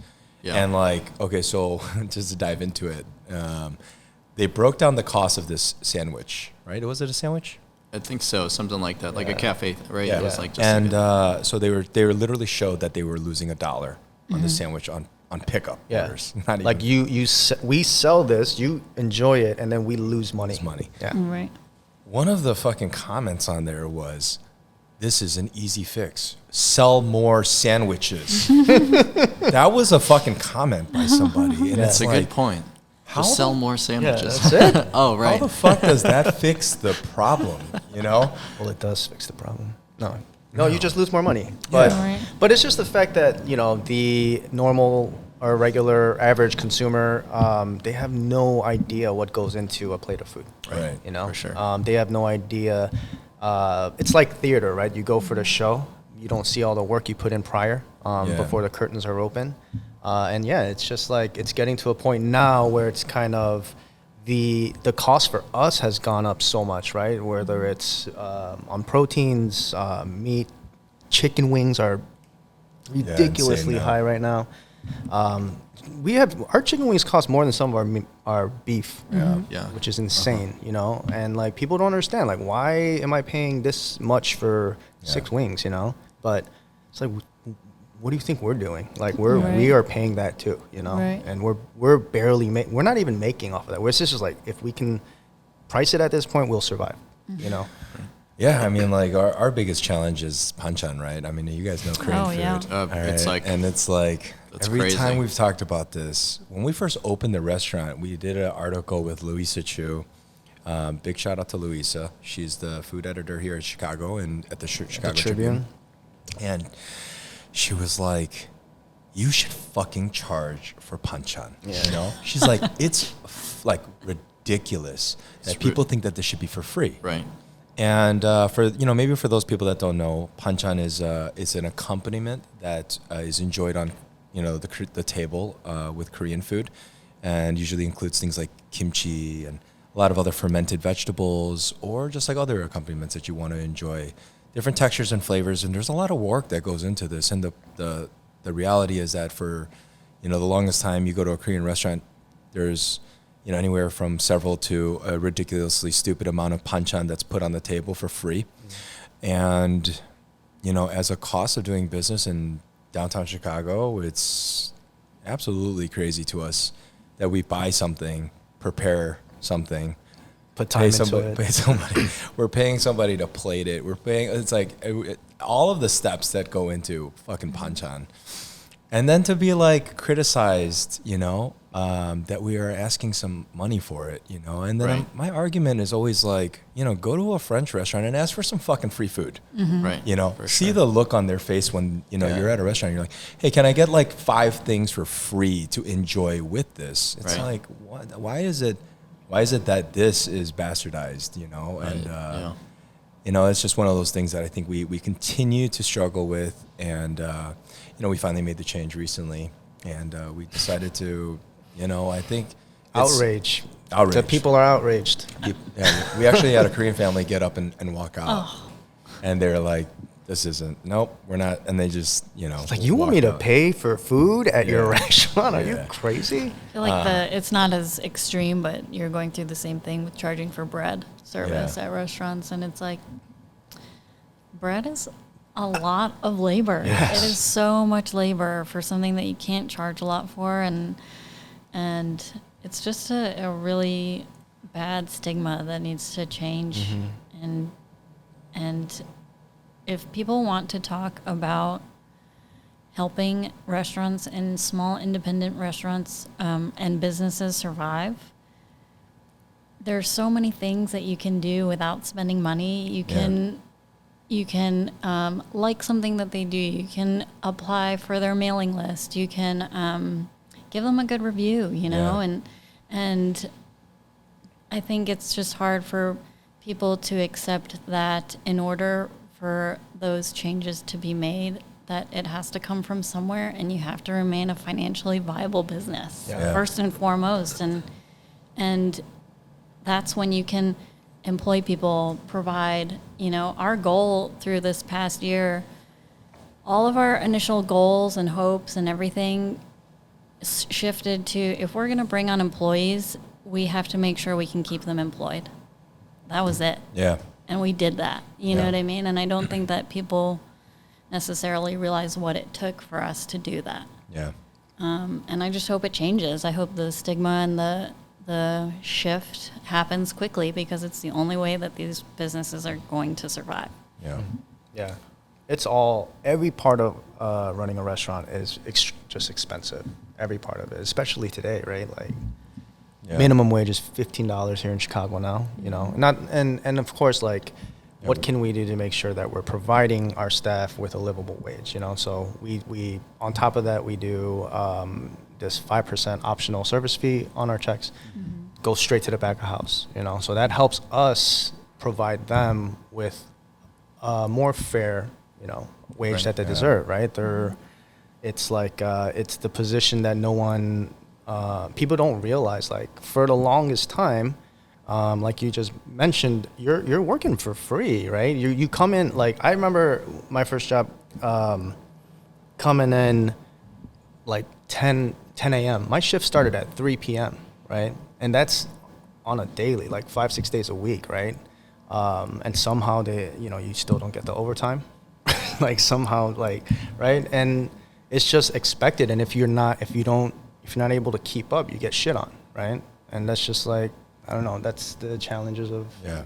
But that's definitely something, like, I think, we're working to change that. And I think that more operators and restaurateurs, I think there's been, because of the shift of, you know, it's like people like us that have worked the industry and now are operating our own business. We saw that. We lived through that. We dealt with all the bullshit. And now we're like, great. Now we can create our own rules, and we can change it, you know? And as that shift continues from, and I don't think it's going to ever go away, because you'll always have investors and people outside money that are like, I want to run our business. And it's like, get that fucking bottom line as big as you can, pump it up. And I don't care what it costs or what it takes. Yeah. That's always going to be there. But I think that there's this beautiful thing that the general public needs to, like, understand about some of these smaller businesses, is because it's owned by people that have worked in this fucking business and are trying to do bigger and better things for their culture and their staff and for themselves, you know? So, I think that's a healthy, you know, shift, but I still think it's a topic that it's not touched on enough. And I think that, hopefully it continues to get, discussed and educated about, right? So that people can have just a better understanding. I think that's what it is. It's just a lack of understanding, and it's a frustrating thing to deal with. But, you know, at the end of the day, it's like, if people don't know, then they won't understand, and they won't have any empathy towards it. So, I think discussions like this is something that's great, because it'll bring it to the forefront, and it needs to happen all the time, I think. So. Oh yeah, for sure. How do you guys like to, just to shift gears here, because, me and Andy, we talk about this all the time. It's like, this is a tough business, and we know you guys opening year, that's a fucking challenge in itself. How do you guys like to unwind from work? Do you guys ever switch it off? You guys are just back Just home, pass just out? prepping at home at night. Just like, Recently, there is no really unwinding. It's like maybe taking the day, like I we'll can take like sleep half in. the day to like sleep in. nice. Like we'll wake up and eat lunch and then like fall asleep again. Hell yeah. And then, but then we'll always like feel guilty about it and they get moving like later in the day and do stuff. But recently, like, I don't think we've had a chance to unwind. Like normally I would do like, go to the climbing gym or do like jujitsu or like go to open mat for wrestling or something like that. And that's always like a great way for me to like, I think doing those activities are probably the only time I could actually physically do something without thinking about anything else other than doing anything. You know, Love when you're that. like climbing or wrestling or something like that, you're not thinking about like, what am I gonna do for this week's special or something like, you know, like you can, just like Get your can't ass fall kicked. or, like I can't fall or don't, you know, Yeah. don't get beat up. But I think those were really good for us, but we just haven't had, I mean, with the year, like going to the gym, you know, it's like we're not going to the gym, you know, now with COVID, you know, with all that stuff during the year, and then like not being able to step away from the restaurant. And Genie, do you wrestle and climb too? Or? I tried climbing and I fell, and I was like, you know, I'm just getting too old for this. Like, I can't. I binge watched the entire newest season of Alone. That was like an unwind. Is for that sure. the one? The where $1 million one? They're surviving. Yeah, Oh, they just yeah. get dropped. Oh, I actually, I love that shit. I've seen a few episodes of that. yeah, it's pretty good. It's crazy. I think if I have a vice, it's TV for sure. But then at the same time, I'm like, I'm literally not doing anything if I'm not working, so I might as well just be working. But Yeah. lately we've just been trying to focus on what's next and preparing, and so we do go out to eat quite a bit. I mean, family, I guess. Oh, like nice. if we hang out with family or something, that's like a good way to unwind. It's just like to see everybody. But Yeah. You guys both have your family here, right? My parents are here, and then Tim's pretty much his whole family's here. So my family's all here. Jeannie's family they're from in Boston and back and forth Chicago. So Yeah. currently they're in Boston area. But Your family, they're Ruby's regulars? Or I grew up eating Rubies. Like that was like. I can't believe this guy hasn't gone. I've never been. I went to like was it Isla? Isla, Yeah, Isla I was used to good. go there. I haven't been to Ruby's, but my Ruby's is delicious. It's like I didn't grow up with Filipino food, but I've had Filipino food for a long time. My cousin's married to a Filipino lady, and she used to always make, you know, lumpia and pancit and all that stuff. Yeah, for sure. We go to her parties, like for sure. all of her sisters who are also all nurses, and brothers are there, and they're just cooking up. It's always just cooking and sharing food. Yeah, just for so sure. much food. That's like, unless you go to like Ruby's or like Isla, it's like you know somebody growing up who was Filipino or Right, something, yeah. and then you go to a family party and they feed you and just keep feeding you. And I grew up in Skokie, so it was like a lot of Filipino friends, and Ruby's was my go-to. Where is Ruby's? It's off of Montrose. Montrose, Yep. north. But it's interesting because there's such a huge Filipino community. Yeah, Not even in Chicago, but just throughout the U.S. But there's so little Filipino restaurants. You know what I mean? Like there's Koreatown in most major cities. There's like Korean markets and Korean businesses. But when you think about all the Filipino restaurants and Filipino businesses, there's only a handful in each of those. And I think, one is just our parents like pushing us towards jobs like medical field and all that stuff. And then there's the very few of us who decided to cook and find our way in there. And But it's like I feel like that's why for this generation, right? Like the generation that was born here with parents who are immigrants, like our culture, a lot of our culture is lost, right? Because we're going into those professional fields, right? You're doctors and lawyers, accountants, etc. It's like, but what about the arts, right? What about like, I don't know, the food and, you know, the dance, the music, like it gets lost, you know? So I think for us, it's always such a pleasure to run into people who are just like continuing to, you know, push that forward and like hold on to that and introduce it to our community. preservation of culture, man. Yeah, I man, think it's so important. Yeah, I mean, I'm learning more and more about the culture, right? Because I'm like, what is adobo? Yeah. Where does it come from? Like, why is the name Spanish, but why are the ingredients not? You know, or what is pancit? Like, where does it come from? Where did it start? Like, why is longanisa in this region that my dad is from, why is it sweeter than others? You know, and you learn about sugarcane production and all these things and the resources that were in that area. And I'm learning myself, you know. Yeah, so, dude, absolutely. Like, I went to Korea a couple years ago, and it's like the food. It's like the menu items themselves are pretty standard, right? You have your jigaes, you have your meats, you have your marinated meats, whatever, vegetables, your panchans, but like the differences in them, and like it was almost like eating food I've never had before, you know? Like there was bibimbap I've had, but I haven't had it with ginkgo biloba and raw like steak tartare, right? Like it's like eating sashimi, but you know, picking it and watching him cut it up right in front of like you. The fish just being like in rigor still, right? I mean, like the texture is totally different, and that's like the style. You know, that's super interesting because we went to a fish market in Korea and they have like the live fish there, and they just murder it, butchering it up, putting it on a plate, and you're eating it, and it's a whole different experience than letting the fish relax and eating it. You know, like that's how it's enjoyed. You know, while it's freshest. So. But I love, like, you know, they use the whole animal, right? Like you eat your sashimi or your raw pieces of fish, and then they, with the bones, they make your like a spicy soup with it, or meontang in Korean.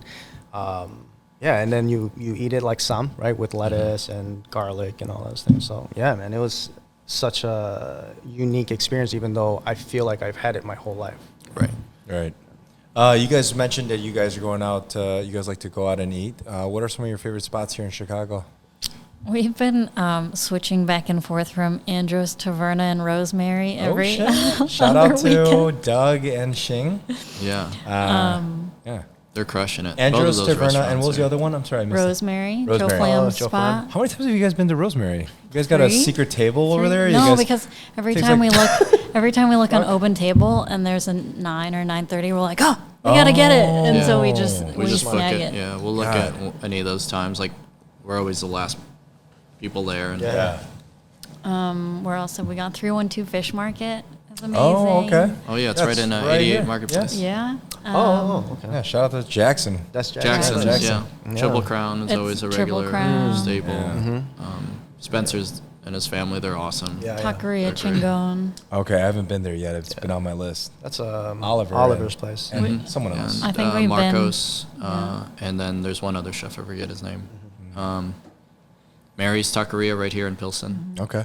It's right Have you guys on been to Jefferson. Cinco Rabanitos? No, I haven't been there. No. Have you heard of it? Yeah. Oh man, it's it's like a brew pub, right? And then food. No, it's just like a Mexican restaurant. Never mind, sorry. But no, it's awesome because the guy who started it, he actually worked for Rick Bayless for 20 years or something like that, and then I guess Rick Bayless helped him open up Cinco's Rabanitos. Oh, nice. That's awesome. So you'll see like some crossover with.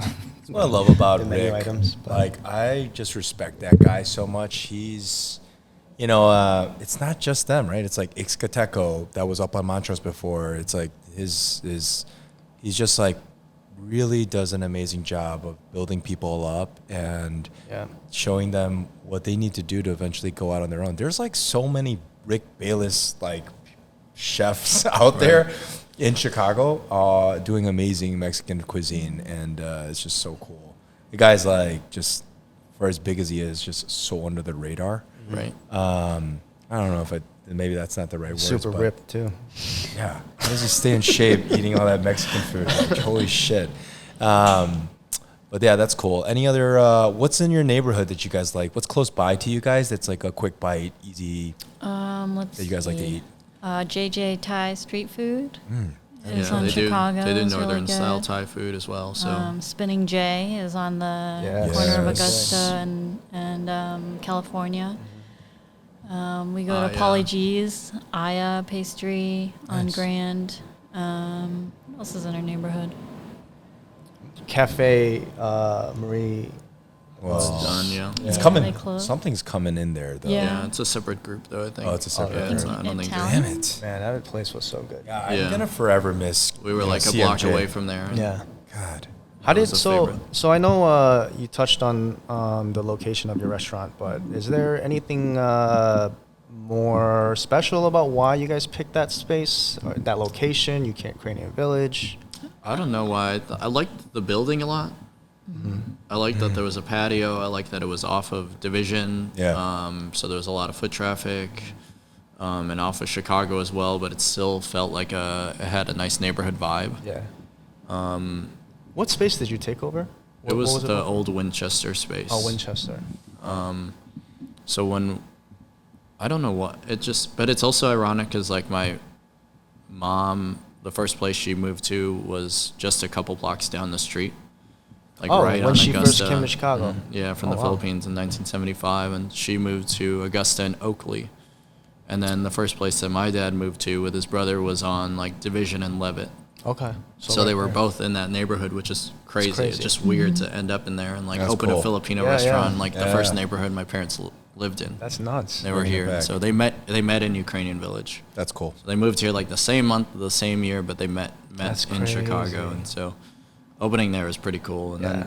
then other than that, I think we were looking all over. We were looking in Pilsen, like Roscoe Village, Andersonville, like Yeah. honestly just looking for a place that had decent rent. Yeah. And Yeah. it was hard. We didn't find anything under like 15 grand. Like, it's like how do we do that? Yeah. I don't know how we survive with that. And Right.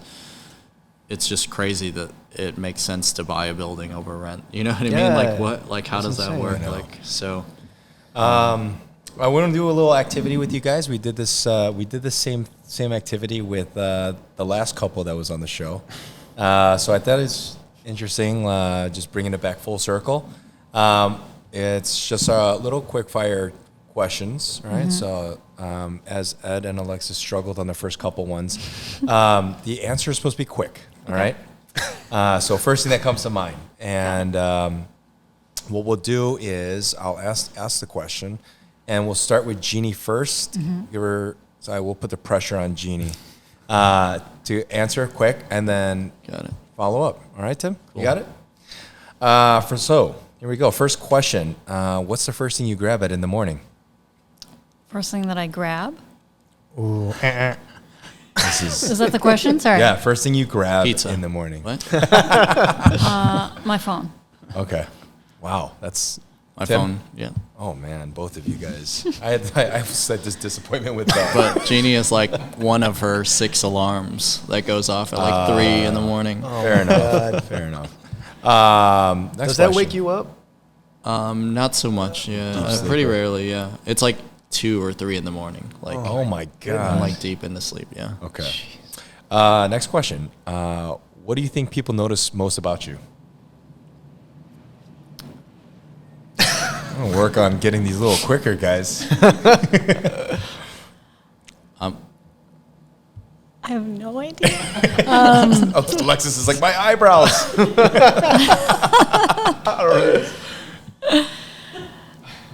My Crocs. The Crocs Okay. I'm wearing All right right. All right. Tim? What? My hair. All right. Adjective that best describes you when you're drunk.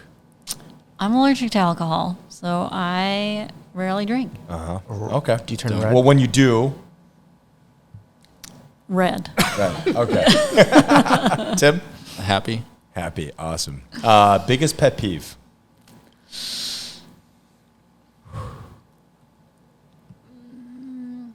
Come on, Jeannie. This must be I quick know. fire. I don't. It's got to be the first thing that comes to mind. So. Tardiness, Tardiness. which we were today. Like when 2 people are walking towards you on the sidewalk and they don't scoot over into a single line and they're just like, Ooh.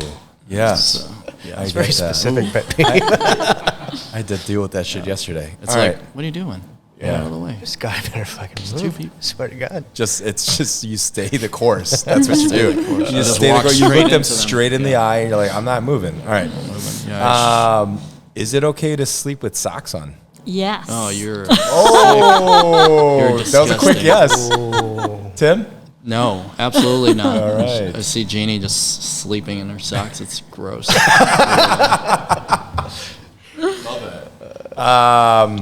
Favorite musical artist? That's a tough one. Yeah, that's tough. Genre? If you want to make it easy. I'm Genre? listening to Yola Tango a lot. Oh, okay. The Beatles, probably. All time. Hell yeah. That's awesome. Ask for permission or ask for forgiveness? Permission? Permission, yeah. I guess Oh, we're pretty wow. good. We're good kids, I guess. Yeah, you guys are good. Those are very good. Favorite day of the week? These get easier. Monday. Tuesday. Second day off for you. First day off for you. That's interesting. Monday, I'm like hungover. Oh, okay. Like not from alcohol, just From like exhaustion, yeah. I was gonna say let's hang No, I on don't drink Sunday, much, man. yeah. Childhood nicknames. Oh, Genie's she doesn't like, like it.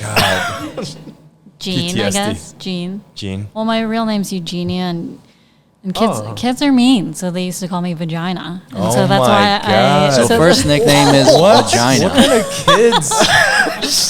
kids are so mean. Oh, wow. And so that's why How I do you shortened it to Genie. It's like you. I don't even know if that's close. Like Eugenia to Also, Oh, people used to Virginia call me and Vagina, Eugene I too. get. Eugene. Yeah, People Eugene. used to call me Eugene. Okay. you're also I was gonna say like Virginia, Virginia, I get, but Where did Yeah. who named mom or dad? How did they come up with Eugenia? I've never literally To first torture time. me? I don't know. That's what Korean parents Well, do. well, and my middle name is also Jenny, so now I'm just Genie Jenny. oh my gosh. But Okay. it's a lot of trauma. Tim, your childhood nickname. what did they? Ryan. I guess that's not a nickname. That's my real name. Well, it's my middle name, but my parents called me Okay. Ryan. Ryan. Okay. Yeah. Do you I used to prefer get- one? Tim is just easier now. Yeah. Yeah. Okay. Tim is your first name? Tim is my first name, but my parents started calling all me and my siblings by our middle name. Oh, why? Why? It's just, I don't know why. I don't know why they named us. My parents call That. my brother by his name, Billy, and they call me Billy Andy. They just forget that. They're like, hey, Billy, Andy. Right, right. That makes sense. Always. I do not prefer vagina. Oh, you don't? Oh. Is that right? Well, he thought you did. Yeah, you Yeah, thought you did at one point. I'll stop. Where were we? All right. I like this one. Would you rather know every language in the world or be able to speak to animals? Every language. Every language in the language world. in the I mean, world. imagine if you could speak to everybody. How Amazing. little, if you could communicate with everybody in the world, it'd be like a much better place, right? That's I'd be a sniper that's like the or problem. like some like Mission Impossible okay. person. that's what. You learn every I don't language know to become an if assassin. this is gonna work out. Yeah. We need to dive deeper into I know we're that. good kids. What a contrast to the last couple here. It's like a lot of the opposites. It's pretty funny. They're like, people suck. We'd rather talk to animals. We only want to speak to That was animals. great. How long does it take you to get ready in the morning? 5 minutes. Really? 10 minutes. 10 minutes. What does it take me? 35 minutes. No, that's way. 20 He's got his hair. He's 5 just, like, minutes. drying it off. Why? 20 minutes. How's that possible? Me? Both of you. How do you in 5? How do you do it in? Yeah, it's the I'm a long opposite. pooper. Yeah, you don't have time to relax throughout the day. I get it. People are Yeah. gonna be like, "Guy's It's a real disgusting." Chef, I don't want to eat any of his food anymore. It's reality, guys. This is reality TV. Everybody Chef's shit too. Shout out to realness. Okay, 1 to 10. Hold on. Do you guys both drive? Mm-hmm. Okay, great. So then we're gonna mix it up on this one. So 1 to 10. How good is the other driver? She needs a 4. Whoa. That's rough. A 8. 7. I'm an 8. Yeah. Really? Oh, I'm a 4. You're an 8. You're I'm a not going to give you 7. anything I'd say higher 6. than an 8. All right, a 7. I think you're a 6. I'm going to stick with 8. Okay. I like I that. think That's I would say a 8 is 9. 8 is pretty You're good. saying 8 like it's not good. I am. I'm like, that's a compliment. Like 10 is All like right. fucking I would say you're a Lewis 6. I would say, Hamilton. that was a little harsh. I'd say Genie's a 6. Okay. I mean, Let's- that's better than I would give my. I don't like driving. I hate it. Yeah. So You know, it's like, like driving. even me, I'm an Asian guy, you know, so I think like Asian guys have like the stereotype that we drive fast and well. It's because you're a racist. Yeah. Well, I was gonna say like the Asian female is like kind of it's like the other complete, stereotype. the absolute other extreme. Okay, superpower. But it's true sometimes. It's true. Teleporting. Okay, Tim. This is a weird one. I told somebody this the other day. I don't know if this would be my ultimate superpower. It was like not using the bathroom. Yeah, that's a good one, actually. Wait, what? To digest like without trying to like To not have to use the bathroom. I'm like, what does that mean? I'm like, That I'm would always be like incredible. working all day, and I'm like, I like start at like whatever, like say Oh, 8 you can o'clock, and I have to control your like I have to bowel like movements. use the No. bath. I have to like go pee at 8 a.m. and I realize I don't use the bathroom till like 2, and I'm Yeah. like, oh man, I've had to pee all day. I didn't do it. So I'm busy working. When I used to like Okay. stage or work at new restaurants and start, I like wouldn't drink anything, so I wouldn't have to use the bathroom. Jeez. It's a weird one. I don't know. I just don't like punishing stopping yourself. to No, do. I don't know. Genie, this is off the game, but if you could teleport You're gonna be like, anywhere "They're right weird." this moment, where would you teleport to? time or place. LA? I would teleport to LA. LA's a Easy good one. one. Yeah, LA's a good one. K-town- I don't know. K-town. Instead of like going to like a beach or like I the hate most the beautiful beach. place, we like want to just sleep on our friend's couch. The beach is disgusting. This Please, is the why? I want to know why. Why are beaches disgusting? Yeah. The sand, it gets everywhere. We went to the beach to have sandwiches, and then a gust of wind just blew all the sand into our sandwiches, and it like ruined my day. Terrible, yeah. Yeah, It was horrible. Nobody likes sand in their mouth. It's one of the weirdest things. Yeah. Yeah, I don't know. You have to get ready to go to the beach, and then get ready after you get home from the beach. Also, No. I don't know if this podcast will be good for us. This is like they're gonna be like they're weird. He doesn't want to use the bathroom. Genie wants to be a sniper. She wears What is sniper going that wears on? socks to sleep. I love it. What's one item you always have in your fridge or freezer? I don't have it. We don't have anything in there.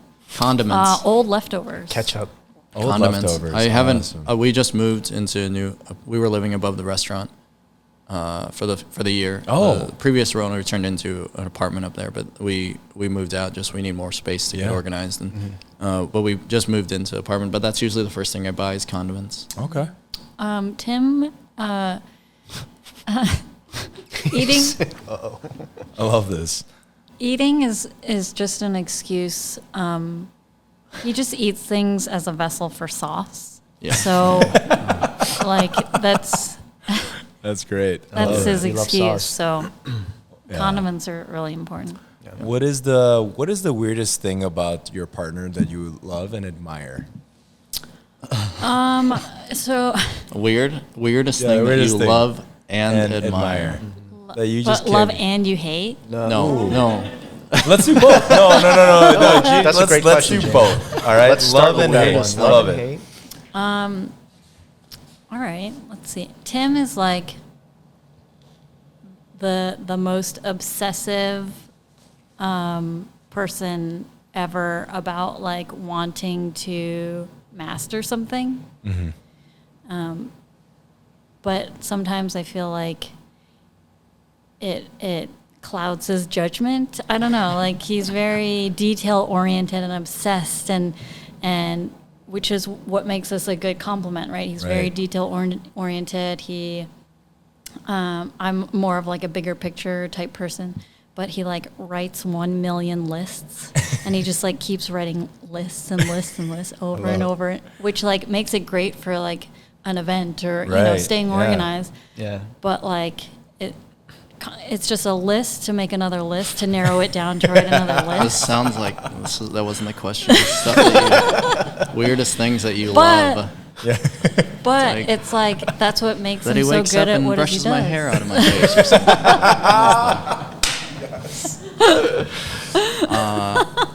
I guess it's similar on a similar path. It's like Genie's like hyper efficiency to the Because- point where yeah. it's like weird. I'm probably it's like good. the laziest person. Like Yeah. she'll So you like maximize she'll on like the efficiency. I'm like, what are you doing? She's like, what? I was like, why are you wearing that shirt to bed? She's like, I don't know, because I am. I was like, are you wearing that shirt so you could wake up and just wear that for the day? She's like, no. I was like, you are. Like, that's how she just like wants to get up and go. Oh, that's awesome. You're 10 steps ahead. Yeah. Always. Okay, so that one. So as far as quick, we didn't do so well. On that. Not quick. Yeah. But let's we got you guys ready for this one. So this one's gonna be let's get this one down really quick, okay? And you guys can do the answer at the same time. Okay. So, all right. As soon as Tim's done with that coffee, we're gonna go ahead and fire off the first one. So it's gonna be this or that. All right? Cats or dogs? Dogs. Beaches or mountains? Mountains. As soon as you said beaches were gross, I was like, okay. Coffee or tea? Coffee. Tea. Oh. TV shows or movies? TV shows. All right. Rice or pasta? Rice. Pizza or burger? Pizza. Pizza. Window seat or aisle seat? Window seat. So I don't have to go up to use the bathroom. Yeah, I don't like getting up to, or I don't like having to get up. I don't have to like having for another person. Yeah. I like the quick. I'm all about the Yeah. quick exit. Yeah. Yeah. And I also like height. I don't know. Yeah. Thin crust or thick crust? Always talks about how tall he Thin. is. Ooh, thin. Well, you guys are both thin? Okay. I'm sorry. That's interesting. Introvert or extrovert? Introvert. Yeah, introverted. Sure. Call or text? Text. Oh, interesting. Yeah, text. Why is everyone about text messaging? It's just easy, man. You I don't don't have to. remember the last time I talked to somebody on the phone.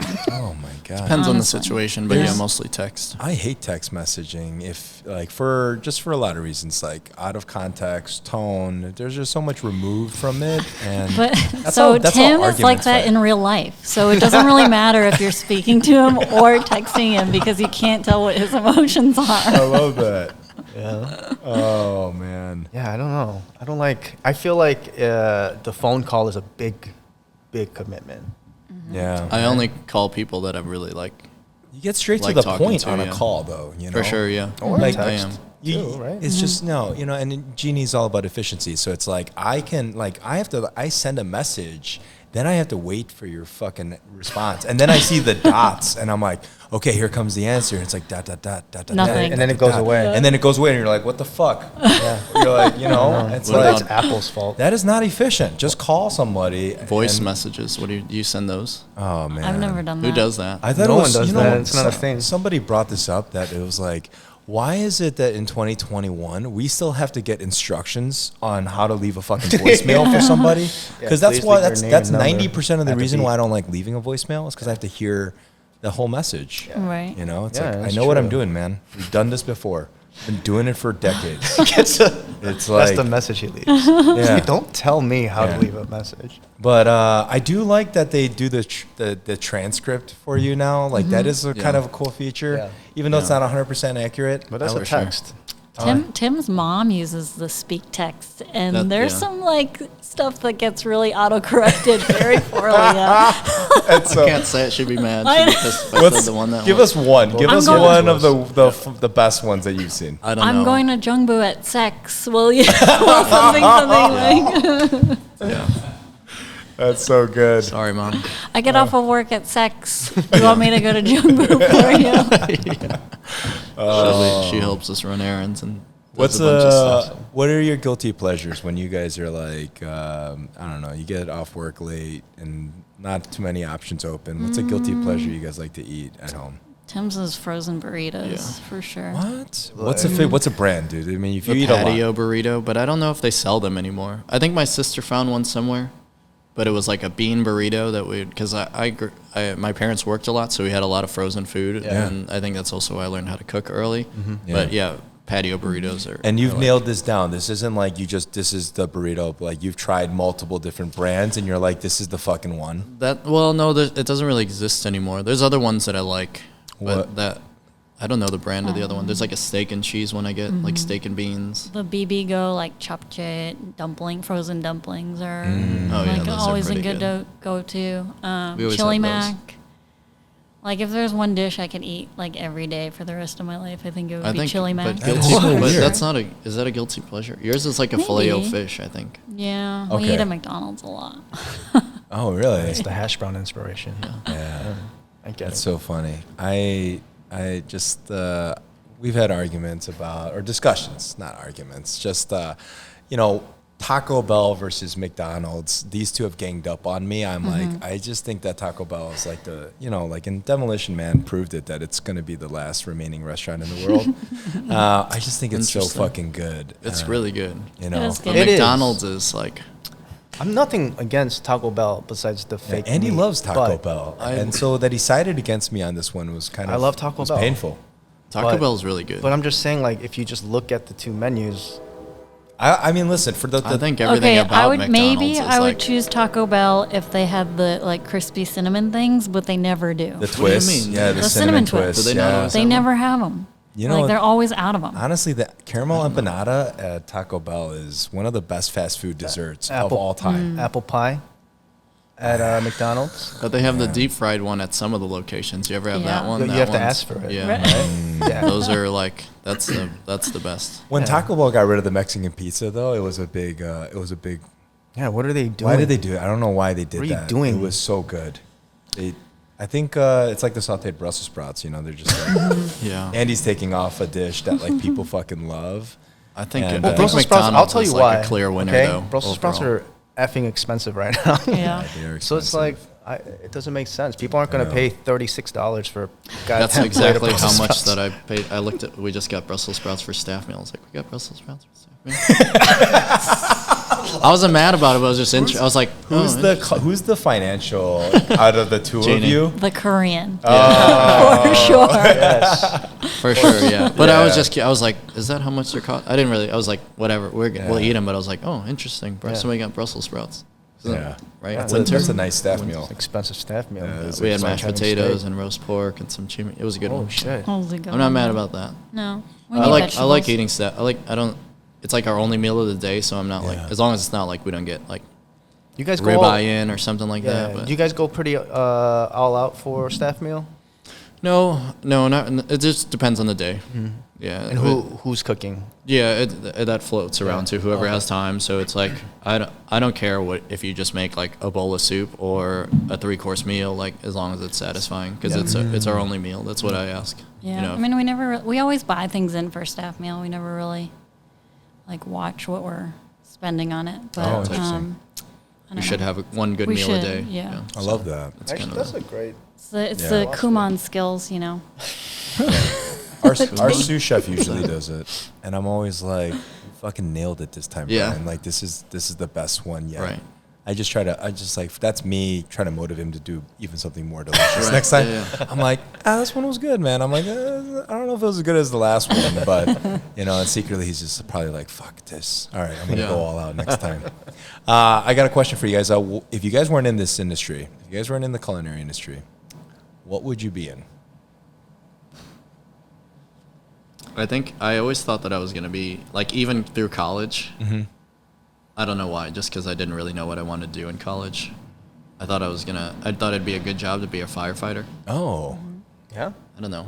I thought I'd be a firefighter and then like a part-time wrestling coach. because you saw Assistant wrestling. Backdraft and you were like, this is fucking awesome. Like, you go, I go. Or was it like that? What was it that inspired you to like fires? I don't think it was fires in general. I think it's just Saving it seems like a good job. It seems like you're doing something that matters and you work with your hands. Like, I don't want to sit at a computer. I need to do stuff. I need to do something where it's like, you have to do this. Like, you don't have any choice. Yeah. It's not like, oh, I could just call in or do something. You know what I mean? It's like, you have to Yeah. do it. I don't know. I'm just not motivated to do anything else. Jeannie, what about you? I think if you asked me before I went into restaurants, I'd probably say healthcare on some level. But like in a hospitality sort of way, I've always Interesting. wanted to like bring hospitality to healthcare in some way. How does that work? I don't really know. I don't like home health or something, or I don't know how difficult it is, so I wouldn't know. But I think in retrospect now, I'd probably be a wandering barista. Oh. Like if Oh, shit yeah, hits like the if- fan, yeah, that's what we if like said. everything goes down, I'm gonna be a barista for sure. Wandering barista. What does that exactly mean? Like Like I want to live in an RV oh. and not have any things. Yeah, that'd That's probably my be good. dream. Like we're hoarders because we have a restaurant now, and we're like we never know what's going to happen. But ideally, I would like to have no belongings and live in a van. This is not helping us. People are like, who the hell Genie's are really these simple. people? Like if I don't cook, like she'll like Minimalist. just pour almond milk over raw oatmeal and just like eat it. Oh, hell like, yeah. with no sugar or salt. I'm like, This will keep me you alive. are. Yeah, that's it. She's like, it doesn't matter. I do not cook for myself. Yeah, That's not why we. Do you guys that's cook a not why lot I do at that. home at all? Not recently, no. Oh, really? Just we haven't. Like, well, we lived above the restaurant, so it's like I do. Even having the kitchen down there, I just would never use it. Yeah. And then we felt like, oh, it's the pandemic. We should support other places and just get delivery. So it justified ordering. Or just like laziness No, we have too. to do this. Yeah. Yeah. But I then now think we haven't bought any. I have like a dozen eggs in the fridge, and We haven't that's used so any of funny. them. I feel like that whole stigma of like chefs that don't cook at home is like such a reality, and it's so It is. it's so funny. When we have like a healthy People over. lifestyle, Oh right. we cook. yeah. Like we'll usually eat like eggs, rice, and kimchi like 3 days out of God, the week. Yeah. you guys are speaking my language right there. And then That's- Our microwave is our single most used kitchen tool. I think it's the outside most Chef Mike. Call underrated it Chef cooking tool out there. Absolutely. That's some high tech shit. Yeah, Yeah, they it is. use It's microwaves. like people Yeah. call it a microwave, but they're microwaves. Yeah. that are like. well, I don't think anybody even blasting. understands how it works. You know, like How do you steam rice? How do you Wanna reheat explain how a steamed rice and not a Yeah. microwave?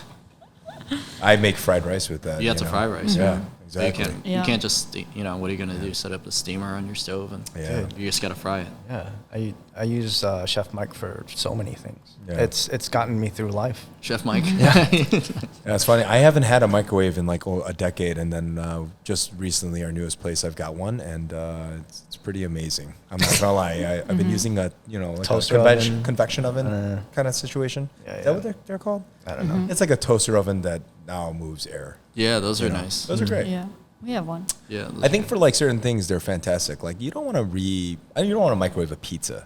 No. No. I'm not Cast crazy iron about that. on Yeah, the yeah. stovetop is. You Oh the really? I best. just use the toaster oven. Or the toaster oven for sure. That one yeah. does a good job. Are you a fan of cold pizza? Ooh. Yeah, we talked Switching about it up. this. Yeah, I'm. Cold pizza or hot pizza? We're Go. interviewing you now, okay? All right. I mean, I like my pizza warm. yeah, I don't know. Always. Is there? Corn or flour tortillas? Oh, What are you doing to us? Flour tortillas, man.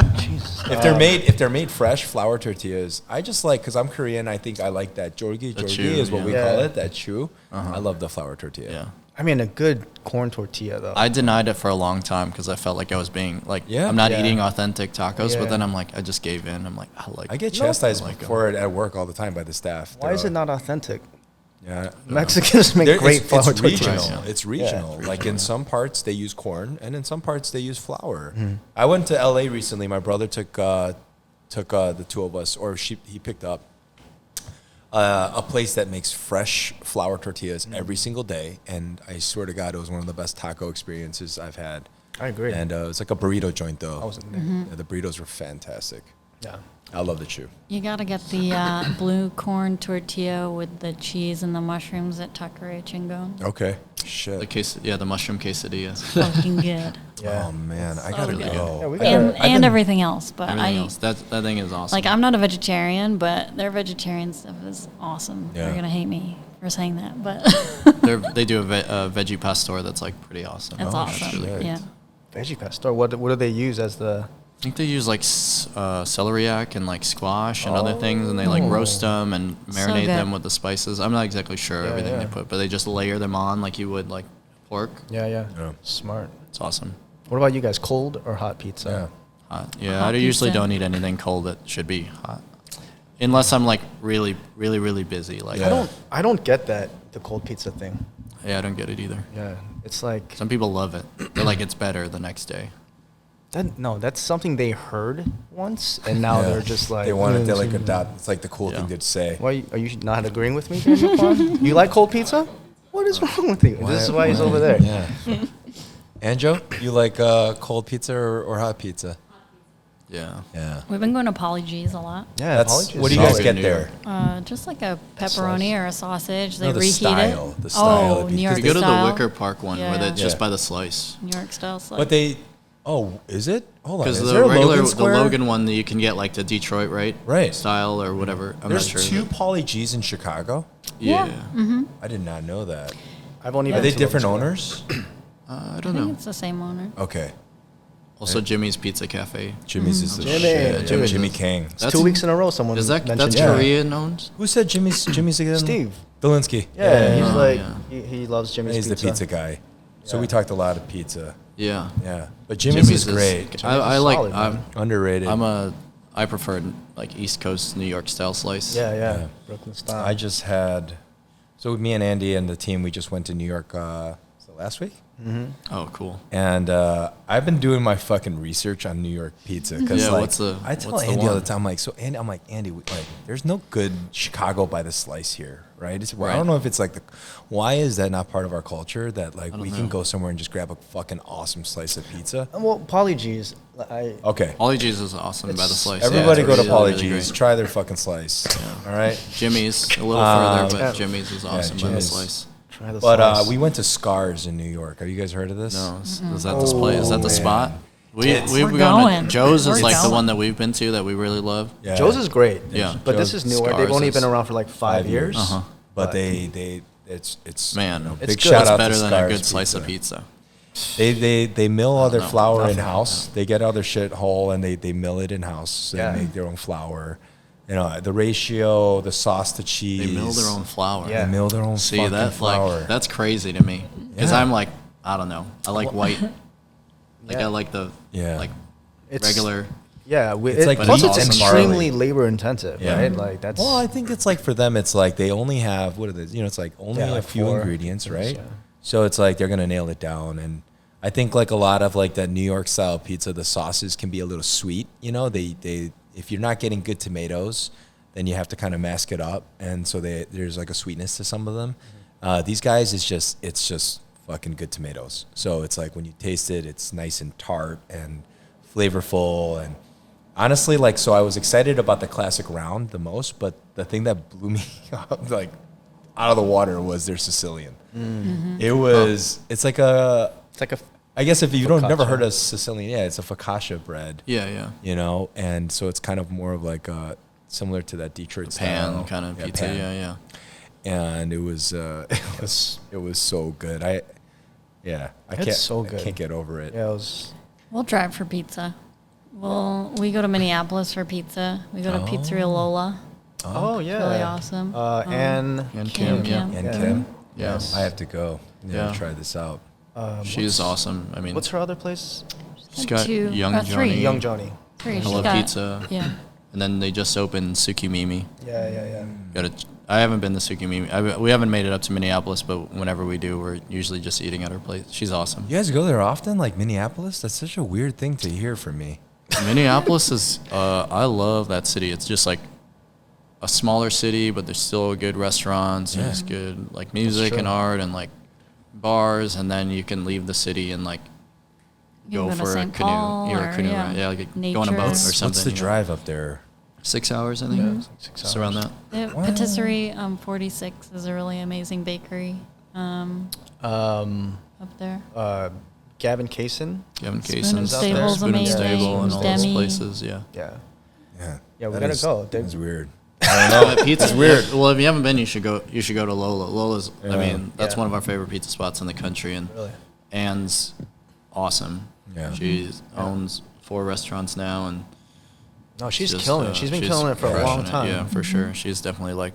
She won the James Beard, right? Yeah. Yep. Yeah. Her speech was, if anyone out there hasn't heard her James Beard acceptance speech, it was fucking powerful. Yeah.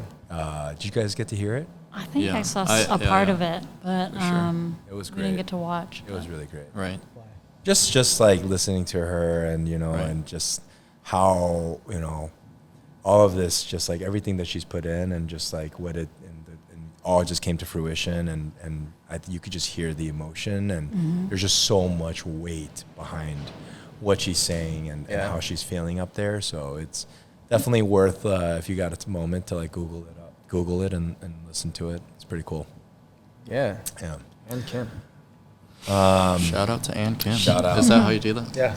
Yeah, you guys don't do. So you guys, we do shout outs all the time. I think it's sometimes it's a little forced from our staff, but I love it. I think it's just another way of just encouraging people and our team, especially at the restaurant, to have gratitude, right? And I think that's a huge, if like me and Andy talk about anything the most, it's gratitude. It's like having that opportunity in the morning to wake up and be thankful for what you've got.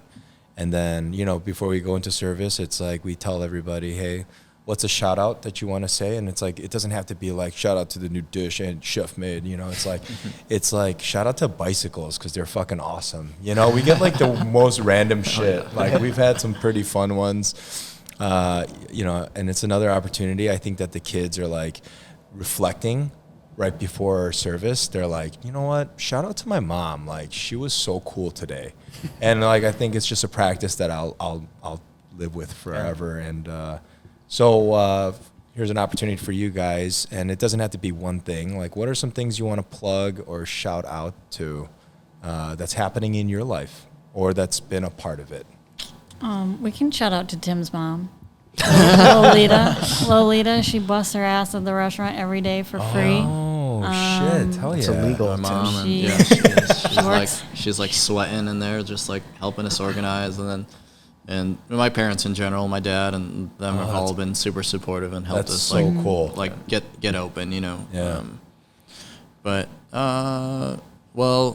So we have never been open for indoor dining.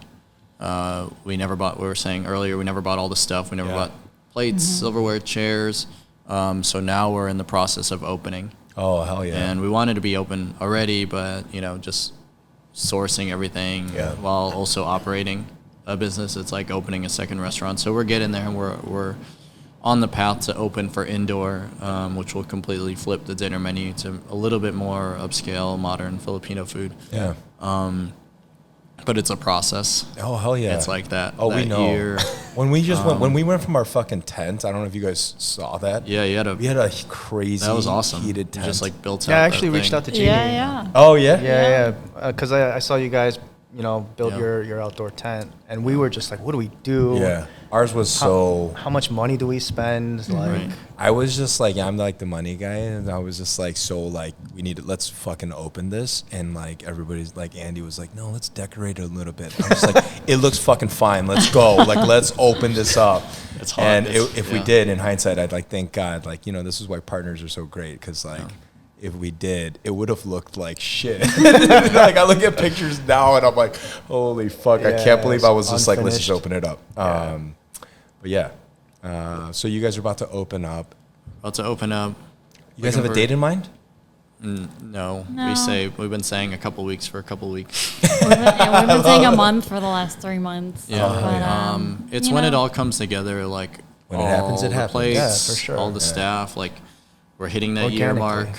Yeah. We're having turnover, naturally for restaurants, and now we honestly need staff. Yeah. Like if there's any cooks out there, Shout out to you. cooks. Hit me up, Tim at KasamaChicago.com. Also for Perla. We're all in the Yeah. same boat, Come cook some good food. Fuck yeah. Hang out with us. Are you guys going to be on a reservation system? We are, yeah. Are you guys currently on one right now? No. Okay. Have you guys made a decision on which one you guys are going to go with? Resi. Resi, Yeah. yeah. It's So the what you most. use? I'm happy that Yeah. you guys made that Yeah, call. yeah. Yeah. It seems like Were you debating? Were you trying to No, choose? when we first opened Perla, we opened with Open Table, and a lot of the viewers and listeners out there are not going to understand this whole dynamic, but there's this grip that the Open Table had on restaurants for the longest time. And they were doing some dirty shit. So most people don't know about the fake reservations they were making on their competitors and then Right. no showing them. We were. I think that happened at our last restaurant. Not only that, like you have no control over with Open Table, they bill you a fee. It's a monthly fee for anyone that doesn't know on restaurant operations. for any of these reservation platforms, you have to have a flat monthly fee. Then OpenTable will charge you a percentage of an extra fee based on whether they say the guest came to your restaurant through their website or through their app, or if they found you organically on your website. Right. And I worked at some restaurants in the past where our bill from OpenTable was absolutely thousands and thousands of dollars a month. Like, that's insane. And they call it marketing, you know, and not to like completely, I mean, I'm already shitting on them right now. But, you know, like, thank God for like people like, you know, companies like Resi that have now come out and talk, and they're like understanding that this is a flat fee. Like, hey, like, this is it. This is all we're going to ask from you. We've been so happy with Resi since we've come on board. Seriously. It's good. They threw us a whole, like a year of free Resi, you know, during the pandemic, and that's insane. Right. Like, that's part of the reason why we ended up going with them, because, you know, they all make you sign contracts and things like that, but Resi didn't bill people during the pandemic. Yeah. And it's like, that cost them probably millions of dollars. yeah, seriously. And Gary V, which we admire, he's actually like one of the guys behind it, which is pretty cool. So you guys are going to be on Resi at some point. In a couple weeks. In a couple weeks. Yeah, so couple weeks. Two steps forward, one step back. Yeah. Yeah. So. Well, we're excited. What else do you guys want to plug? You guys have any businesses, any friends doing some cool shit you guys want to mention? Just, you know, our favorite places to go eat, we mentioned. Just keep supporting restaurants, going out to eat, and just be patient. Everybody is like running so thin right now with labor. Every time we go in to eat somewhere, everybody's scrambling. And everybody's it's like, you know, tip your servers.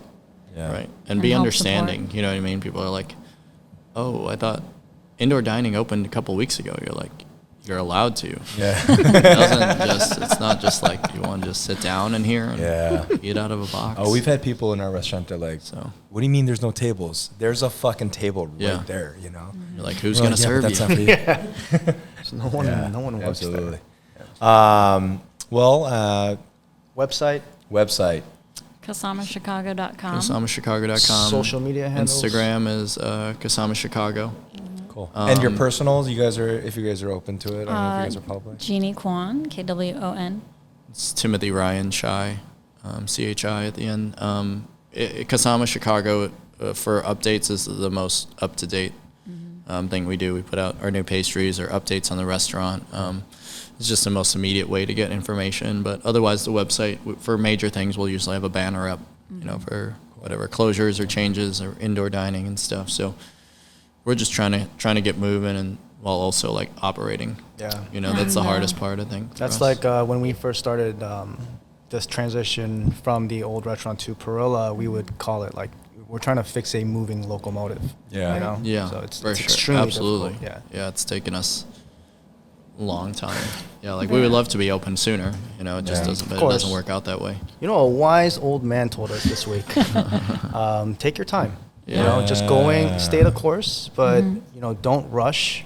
Do it right. You know, and when it happens, it'll happen. You know, this wise old man. I mean, he's not even lying. It was a old Korean man. You know, he had beautiful white hair, just long, beautiful hair, and he was just like, it was funny. Our staff was like walking in and out of the kitchen, clearing plates in the dining room, and they like walk by and they see this, we call it ajashi in Korean. This ajashi's just like, with his finger up, just like talking to us, and you see our sous chef, Andy, Billy, and me, and we're all like, hands like centered, we're all you're like, head down. Like, it looked like we were being scolded by like this guy, and he was just dropping these like gold nuggets on us, and it was gold nuggets, just all over. It was just great to hear him. He was just like, you know, we rarely get to hear old Korean people tell us that they understand what we're doing. And so for this guy to be like, I see what you guys are doing here, and keep it up. I'm going to bring my dad in there, and he's going to drop a lot of them. Please do. We're ready for the criticism. Honestly, at this point, it's like an unapologetic, like, that's our attitude. It's like, we're just going to keep doing what we're doing. If you get it, great. you know, fuck yeah. If you don't, it's like, cool, man. It's not yours, you know. Yeah. It's not your cup of tea. It's yours. Like Genie says, Yeah, just go it's somewhere yours. else. That's true. Awesome. And the address of the restaurant, you guys? 1001 North Winchester Avenue. I love that address. Great The address. cross streets, the major cross streets are Augusta and Damon. Fuck yeah. Awesome, man. You guys check it out. The food is absolutely amazing. Yeah, it's incredible. The pastries are amazing. Savory's amazing. The Just people are another amazing. great addition to the city of Chicago. Honestly, I love this city, and that's why we're doing this. And there's so many great things to check out. So please go check out, Genie and Tim's spot, Kasama. Yeah, Awesome. Thank you Thank guys you so guys. much for Thank being you. here. Thanks Thank for you having so us. much. Yeah. of course. Shout out also to all the people that have spread the word. We did not have PR, and the only reason why anybody knows about us is because somebody told somebody else to come help us support. So we really appreciate it. Yes. Thank you. All right. I have one parting gift for you, if I can find it. Just wanted to thank you guys for joining us here. I hope you guys. Do you guys like wine? Yeah.